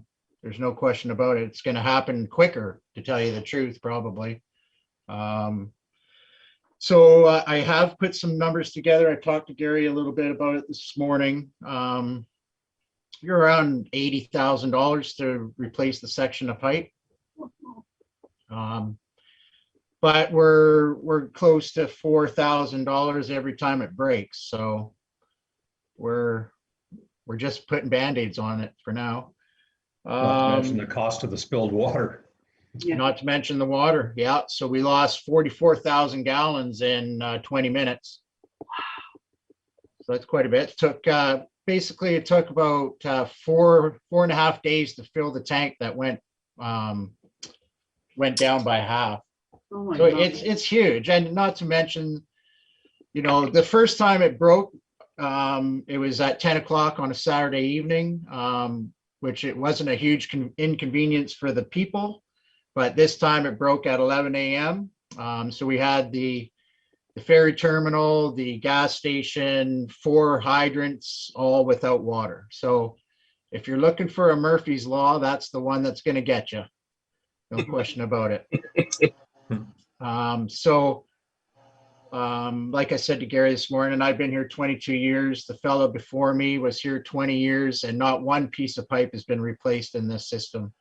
So I think you might want to put that on the next budget or whatever, because it's going to happen again. It's a very thin wall pipe. It's at 110 PSI, and it's almost 60 years old. So I just want to mention there is another leak on Garvin Road that we're fixing this coming week. It's not very big, but it's under the asphalt, so it requires a boring tool and whatnot to replace that one. I would like to congratulate Sonia. She passed her level 1 water treatment plant operator certificate. So it takes a long time to get these certificates. So basically that's 1,750 hours of work in a plant. It's also basically a year's worth of schooling before you can even write the test. So, you know, operators that are level 3s and level 4s, they're basically gone to school for 4 years and have worked thousands of hours before you're even allowed to write those exams. Other than that, Keith and I both did some WHMIS upgrading. We're all up to date with our certifications, which is great. The lake level's been really steady since February. It's been a couple centimeters over the spillway. We've had mortar bikes under the gate, and they've completely destroyed the nice grass and everything on the dam. So I'm gonna have to get a welder up there and make the gate a little more impenetrable. They're just dragging their dirt bikes underneath the gate, basically. But safety's been really good up at the plant. We do our tailgate meetings, water sampling and testing, and everything's been really good in the distribution system. So things are running good. Other than pipes exploding. Until something explodes. And it does. You fix one and another one goes. So Well, job security, I guess. thank you for the update, Dan. Any questions for Dan? I just wanted the replacement of the water mains is a job that has needed to be done for many, many, many years. And you're absolutely right, Danny. They will only continue, and at some point band-aiding becomes economically unviable.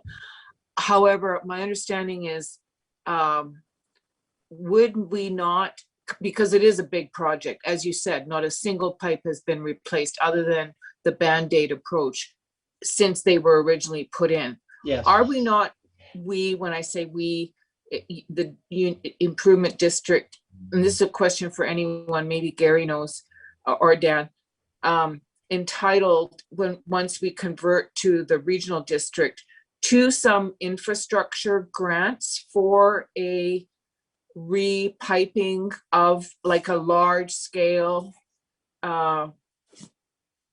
Yeah, large scale. we're definitely entitled to apply for them, but that's exactly all it is. You're just applying for the No, I grant. know, but Yeah. So do we know that for certain? Because I thought it was new infrastructure and I wasn't sure whether replacing existing pipes does qualify for grants. I guess that's my question. Yes, replacing the pipes does qualify for grants. Oh, good. Okay. Yeah, but it's an application. Yeah, of course. Yeah, so you're not.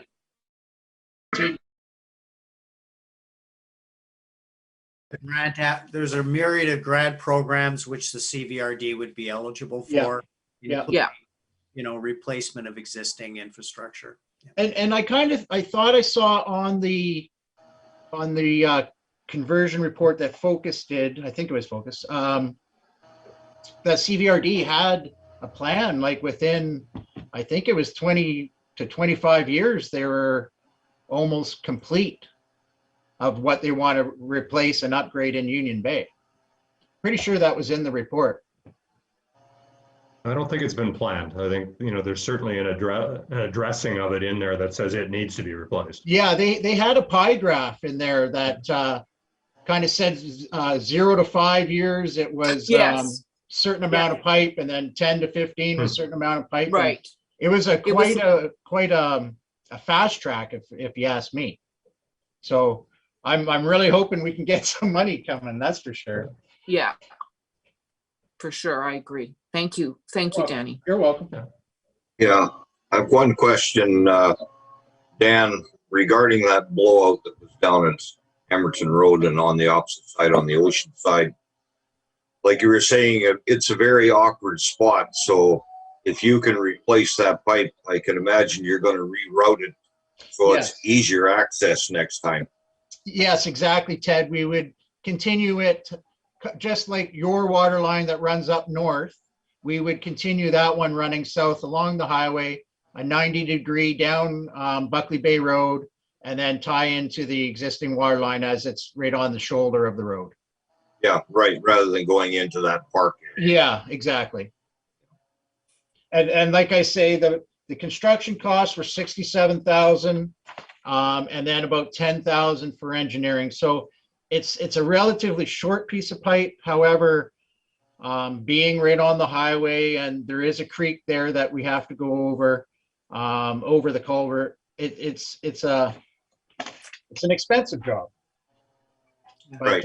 But I think it's really one that of all the places that we have AC, I've only had maybe 5 or 6 AC failure pipes like that in 22 years. So this one's done it twice in the last 2 years. Yeah, 4 feet apart. Yeah, well, a little more than that. It's about 10 feet apart. Yeah. Okay. So, we've had one right downtown Union Bay. We've had one on Mr. Beach, one on Walker, a couple in Kilmarnock, and that's it for actual AC failing pipe. So with this one being 2 in 2 years, it's going to be 6 months next time. Right.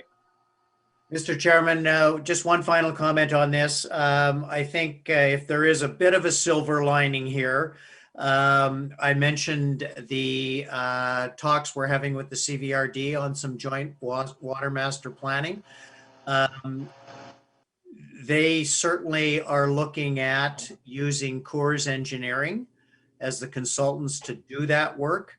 So, which means that, Kendall, our engineering consultants are obviously, through communications with Dan, very aware of these infrastructure leak issues. So CVRD and ourselves would be engaging the consultants that have firsthand knowledge of this. Perfect. Yeah.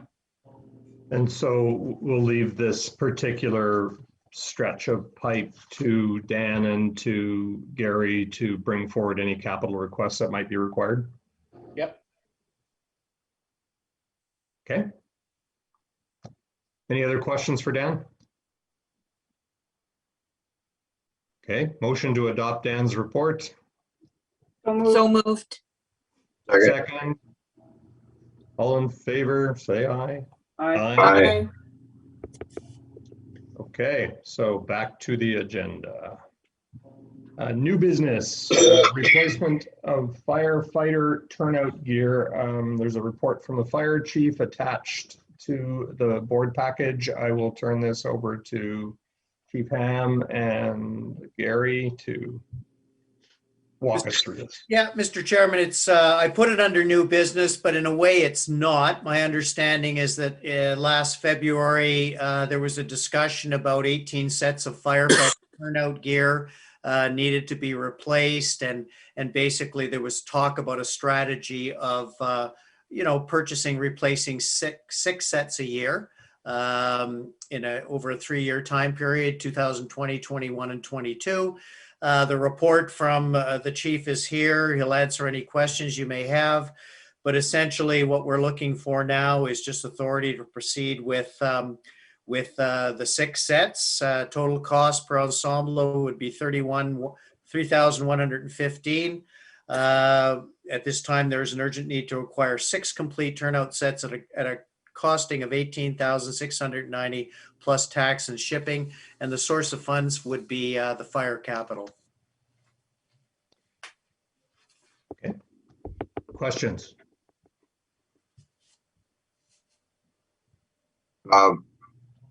Regarding this turnout gear, I think the reasons for this too is there is a timeline. Is that not right, Ian, on this gear? It has to be changed every 10 years. within a time. Yeah, every 10 years. It's unfortunate because it's a mandate by the NFPA that it has to be done.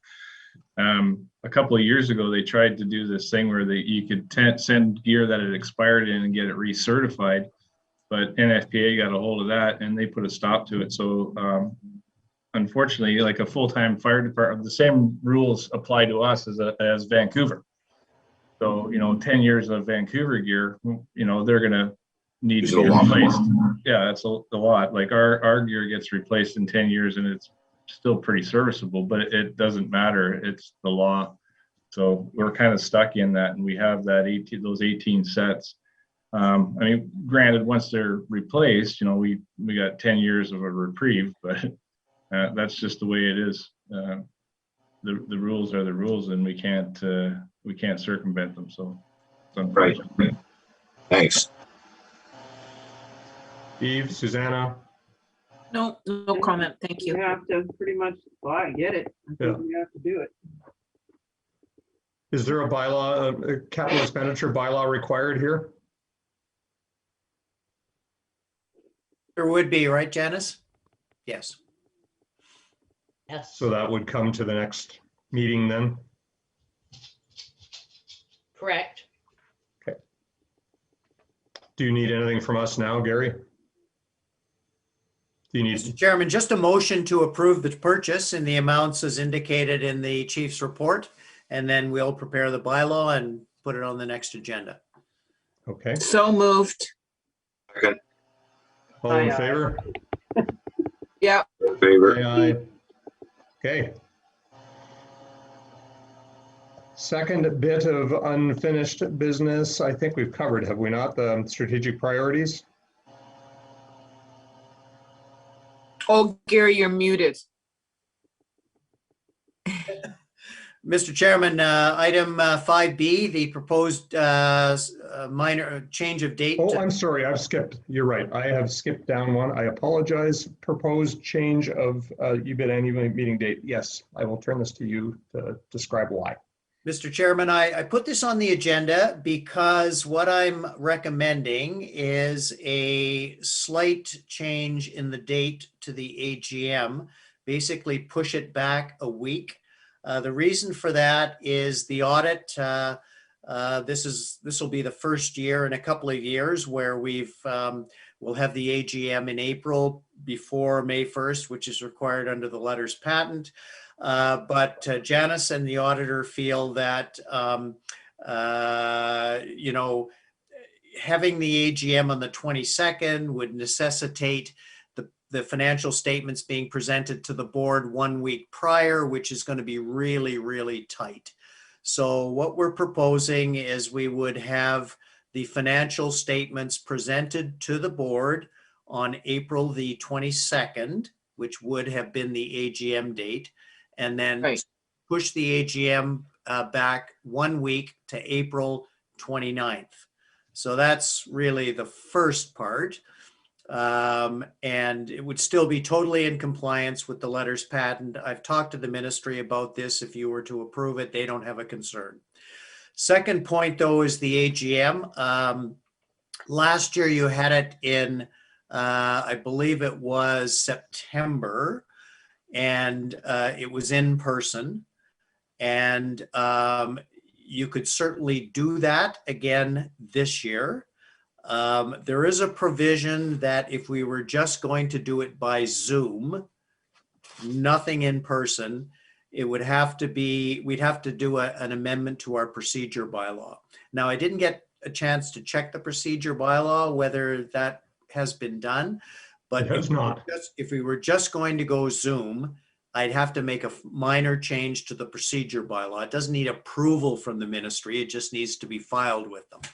So I think two things I need direction from the board on. Are you okay with pushing the AGM back a week to April 29th? We would update the schedule on the website.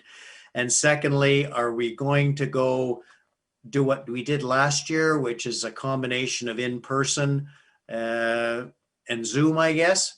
Or are we just going to go Zoom? Now, I haven't spoken to Janice about this. The COVID protocols haven't really changed. And I don't think they will change between now and April. So if we were going to go basically do what we did last year, I think it would have to be, Janice, jump in.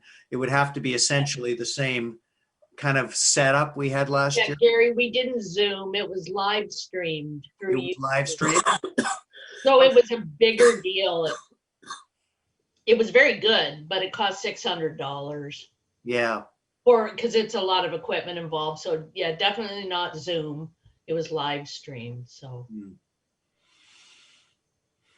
So the question is do we want to have a virtual only AGM, which would be our last AGM as the improvement district as well? And you know, our debates in the past have been that when we do something virtual only, we exclude a portion of our population who are not as computer literate as the rest. So that's the first decision. Virtual only or a combined live stream, limited live attendance. My personal feeling is to go with the live, the combination, what you just said, where there's a option, because it, as you pointed out, it's our last ever meeting essentially of Union Bay Improvement District. Vaccinations will be more on board. I think, you know, we're used to it now. We know how to do it. That way we would not have to amend our bylaw, if I understand correctly. So I'm in favor of that. Ted, Eve? Yeah, I agree on the live stream. I'm going for my vaccine April 1st. Already registered to go and along with my wife. And sounds like it's starting to pick up steam for even younger people within the next 3 weeks. Okay, thank you. Eve? You're muted. You're muted, Eve. Yeah, anything you want is fine with me, or not really. Don't have an opinion. Okay.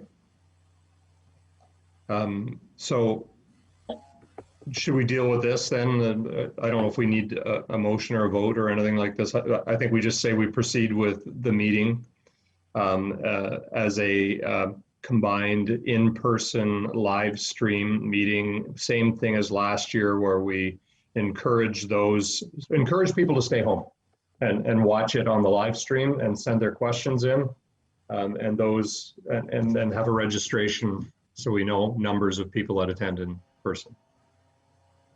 That's what we did last year, right, Janice? yes.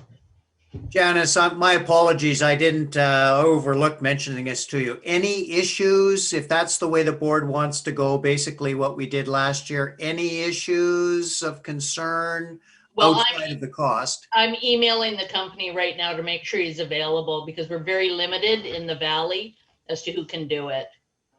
Okay. Okay, thank you. And that would also require Graham to be in attendance as well, right? Yes. Okay. Sorry, Gary, what was the date again? We moved it to, April 29th. got it. Do we not need to move, actually vote on that? Yes. Yeah. Okay. Yes. Yes. The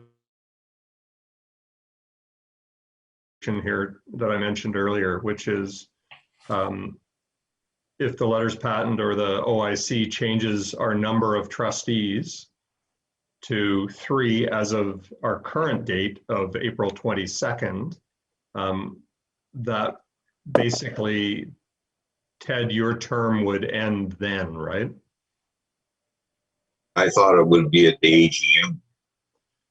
The problem being was we would then have 4 trustees when we're only allowed 3. Is that a problem? Well, that's why I asked, are we allowed 4? And, you know, I would never exclude you from the AGM. It would be more of a, you know, who votes on anything that happens at the AGM in terms of, you know, trustee remuneration, accepting financial statements, all that, right? You would certainly be involved in that last meeting at the, on the 22nd, but I think that this is just a procedural thing that, Gary, I don't know if I'm making a mountain out of a molehill here or not, but it sounds like we would have a little bit of a glitch. Well, you're having an annual general meeting. You changed it to the 29th. So before that, supposedly it was going to be the 22nd. Right. So there's the thing, is all you've done is change the date. It's still an AGM.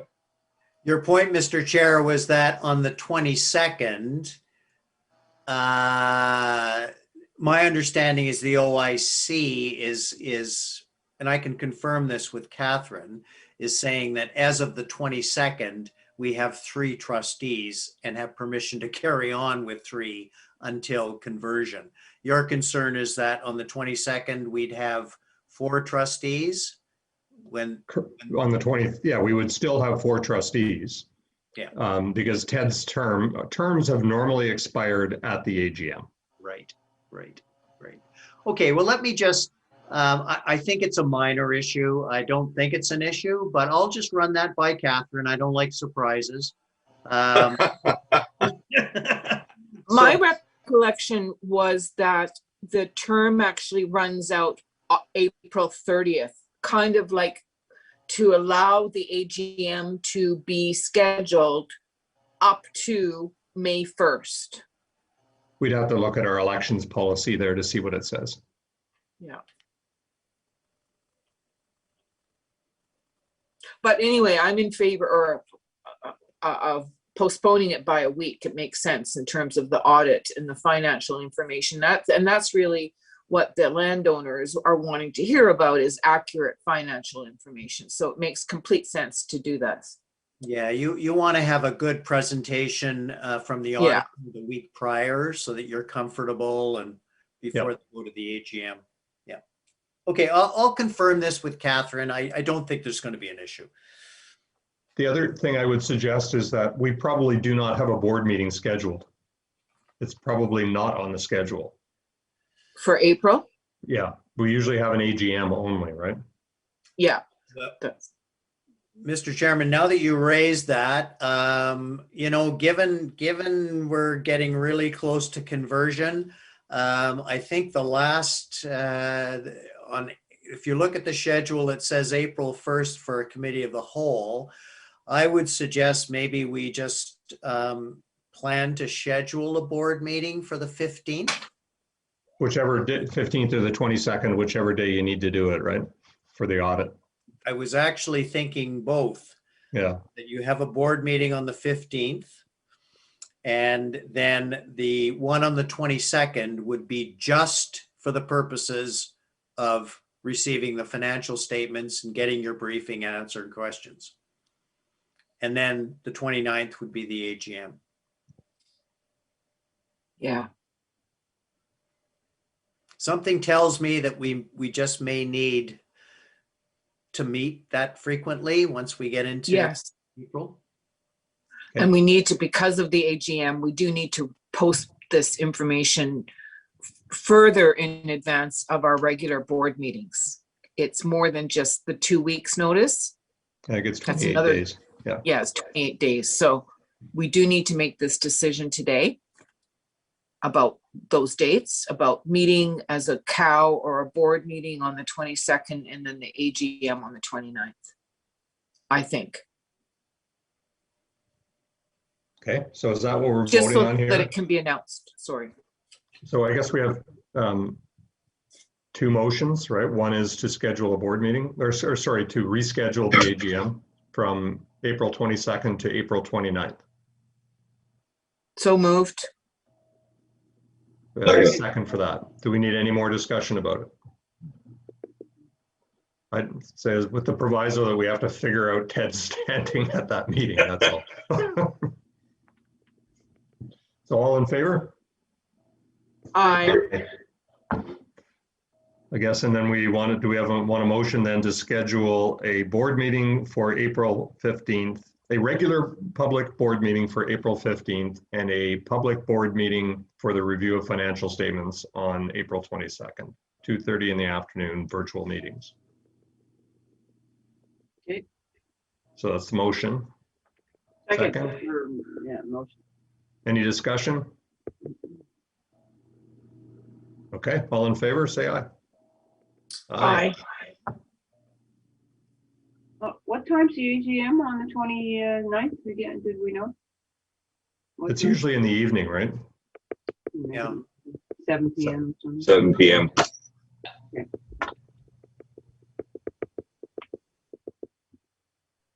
Okay. So on to unfinished business now. So it seems to me that for both 6A and 6B, which are review of conversion process and review of the board's 2021 strategic priorities, we covered that off in the We did. interim administrator's report. So if there's no other thoughts or questions there, we'll just move past. Which brings us basically to the end of the agenda, save for landowner questions. And I do believe we still have one or two landowners. One, I think, landowner on the line. That's Mary. If she has any questions, I'd love to entertain them now.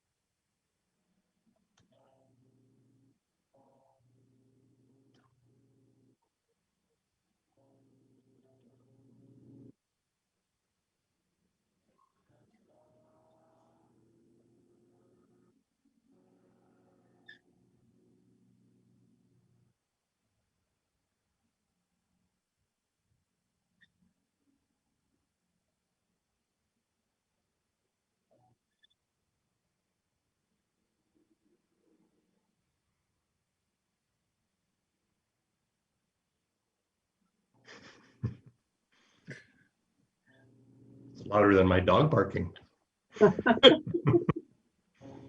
I'm going to turn this to Janice and Gary because it's a question of administrative record keeping, and just to provide Mary the best answer you can. Well, I would say that those files are now up at the Aquatic Center. Because of the timing. Yes. Yep. And previous to that, one of the disadvantages of doing everything virtually is, I'm not there. I don't have a physical presence to actually go through all of the files to try to retrieve that type of information. I can't say conclusively that somewhere in one of those files, there may sit that legal opinion, which the lawyers retrieve from their files quite quickly. The subdivision bylaw, again, same thing applies, right? That we're going back 3 or 4 years now. So again, on a lot of this work, because of COVID and not being in the office, you can't just stand up and go into the filing cabinet and try to retrieve all that information. But the subdivision bylaw, I haven't been into that exercise of analysis in terms of what's in the subdivision bylaw in 2016, comparing that to all of the other bylaws that were supposedly supposed to be repealed. That's a planning exercise, which, we have not done at this stage. But I do recall having access to that bylaw. I have read that bylaw. It is accessible to us in our documents, and we have shared it amongst the board so that we could review it. I've read it anyways. I don't know if all the board members have seen it. Yeah, I read it. Yeah. Yes, it was circulated to all of them.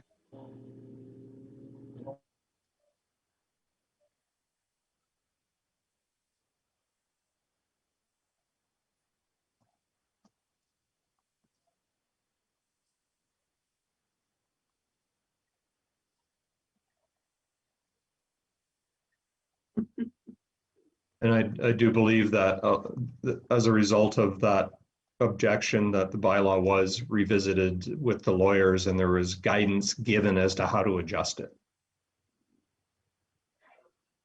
You may. Thank you.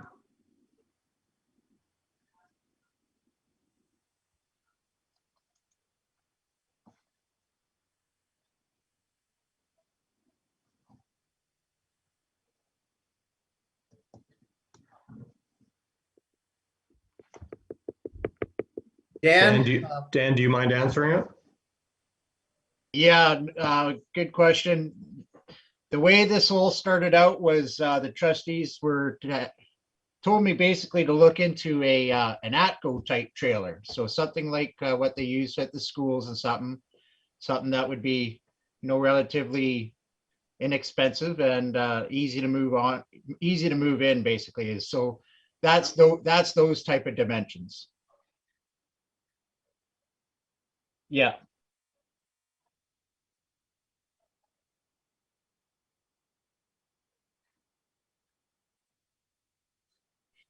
Yeah.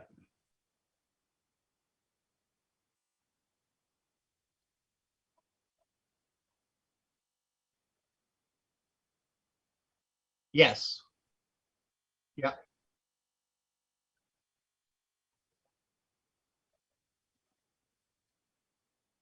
Yeah, basically the permit from CVRD, you have to have required setbacks from certain things. So as long as it fits all within that, then yeah, you're good to go.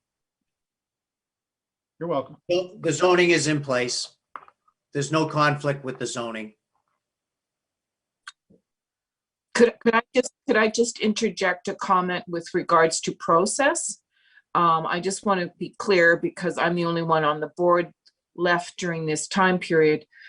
There was no formal board decision when the water superintendent says that the trustees wanted you to look at a portable. That was not ever a board decision. I just want to say that I'm not disputing that that was what you were told, but it was never a motion that was ever discussed fully by the board. And I'm really glad that we're doing things differently now with this new board, because those are decisions that really should have come to the board, so that back then the discussion would have quite logically take place of why aren't we looking at building, and you know what I mean? I think it would have been addressed much sooner. So that's just the history. Thank you.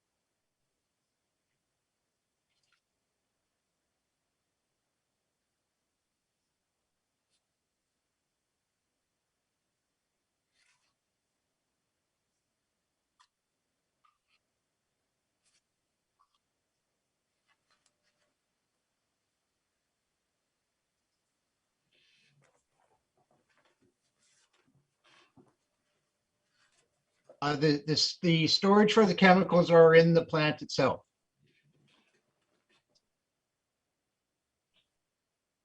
No. Is there a need for one, Danny?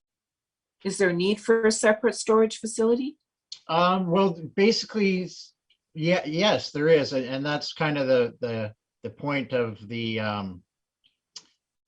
office. We have parts and pieces. They have to go somewhere. We have, lots of equipment that we use to fix leaks and to do our job. So yeah, I mean, right now we're just cramming it into the treatment plant because we know we're going to get kicked out of here pretty soon. So yeah, I mean, whatever office we decide to put in there, it should be big enough to handle some storage, definitely.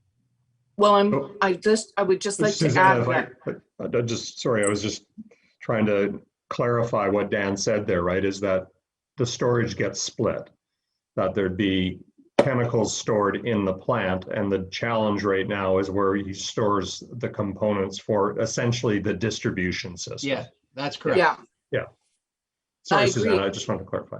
Yeah, no, I agree. And what I want to point out is my vision is that we need a properly built, and I think building it is the way to go, washroom office But in terms of chemical storage, equipment storage, a Quinsam hut, for example, is a much cheaper way to build that kind of storage.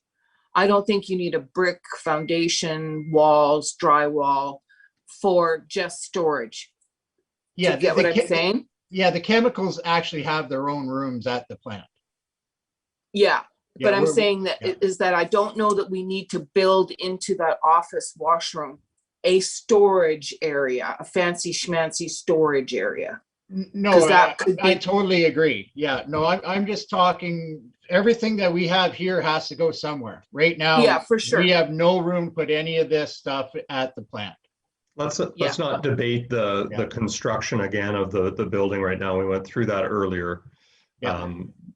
But it will come back to the board for approval as to saying, here's the design, here's the cost, and here's the method, whether it's build or buy.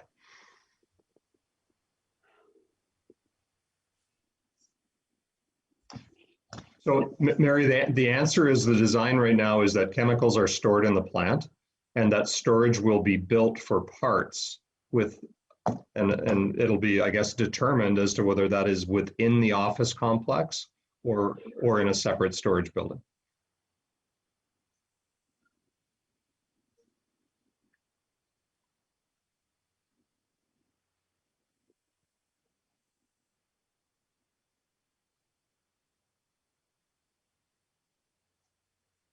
Yes, there is a PID, but that does not give you an address. You would have to do a latitude longitude thing, which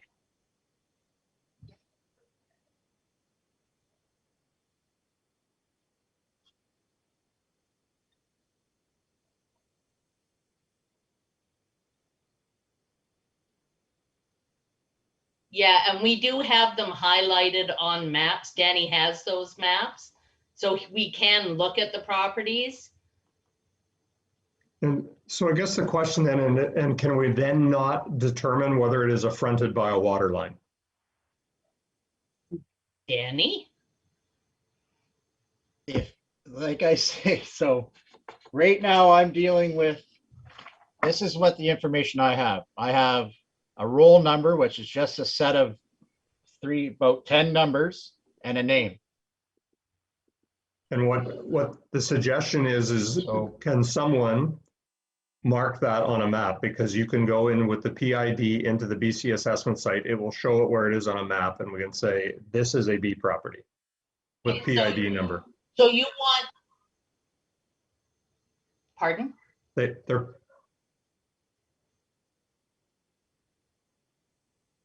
So I guess we need to know whether the board wants Lindsay to take the time to get the PIDs for each one and put them into BC assessment to get the information to get to Danny. Well, The board would have to instruct us. and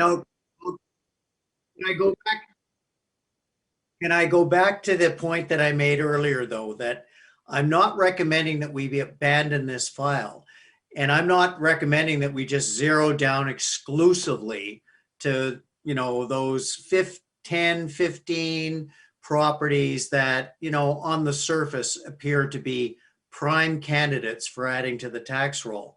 I'd like to, as I said earlier, have a discussion with the solicitor, because I have been down this road before in terms of, what's the criteria for determining who's eligible or benefiting from a water line. It's easy. Yeah, Dan could say, yeah, this somewhere along the line, we're not exactly sure where this property is, but it fronts a water line. Therefore, it's eligible or it benefits from, it's capable of connection, it's benefiting, we put it on the tax roll. I would want to have that discussion with the solicitor in regards to what degree of detail he would need to feel comfortable if we're going to go that route and put those properties on the tax roll. So, I'd want to talk to him about, look, here's the roll. Here's what we have in terms of information without going to that next step of are you comfortable with us going ahead on the basis of what we know with adding these parcels onto the tax roll. So, you know, I take the point. I just don't know the answer to that question. I know what lawyers typically in the past have advised me, that they like to see a legal description and they like to see a number and a street address before we go. Yeah, and I am too.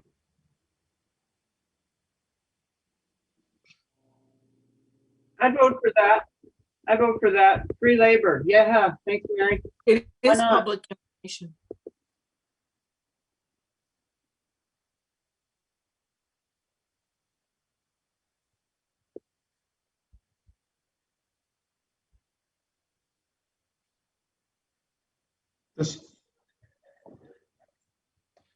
And this again comes back to, if there are a significant number of properties, this is of significant advantage to existing parcel taxpayers, because we get to spread the load. Yeah. Or we get to choose to leave parcel taxes the same way they are and more quickly pay down our debt. I think So it's I even a think- bigger I think- issue. Yeah. We should revisit this in after the audit and say, is Yeah. there more work we want to do on this file? But right now we're getting through the audit. And that's what I'm Thank you. suggesting. Yeah. Thank you, Mary. Any other questions?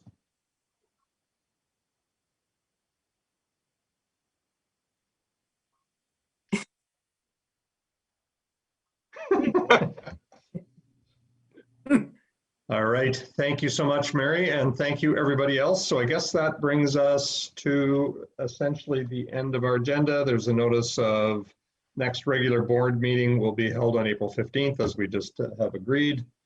So Wow. that's it.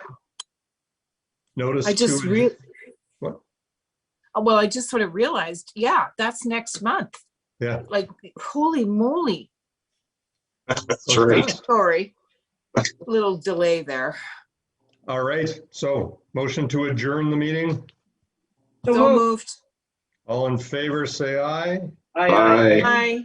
Goodbye, Thank you, everybody. Thanks for a everyone. great Bye, meeting. thank you. Thank you. Bye, everybody. Bye-bye. Bye-bye. Thanks a lot.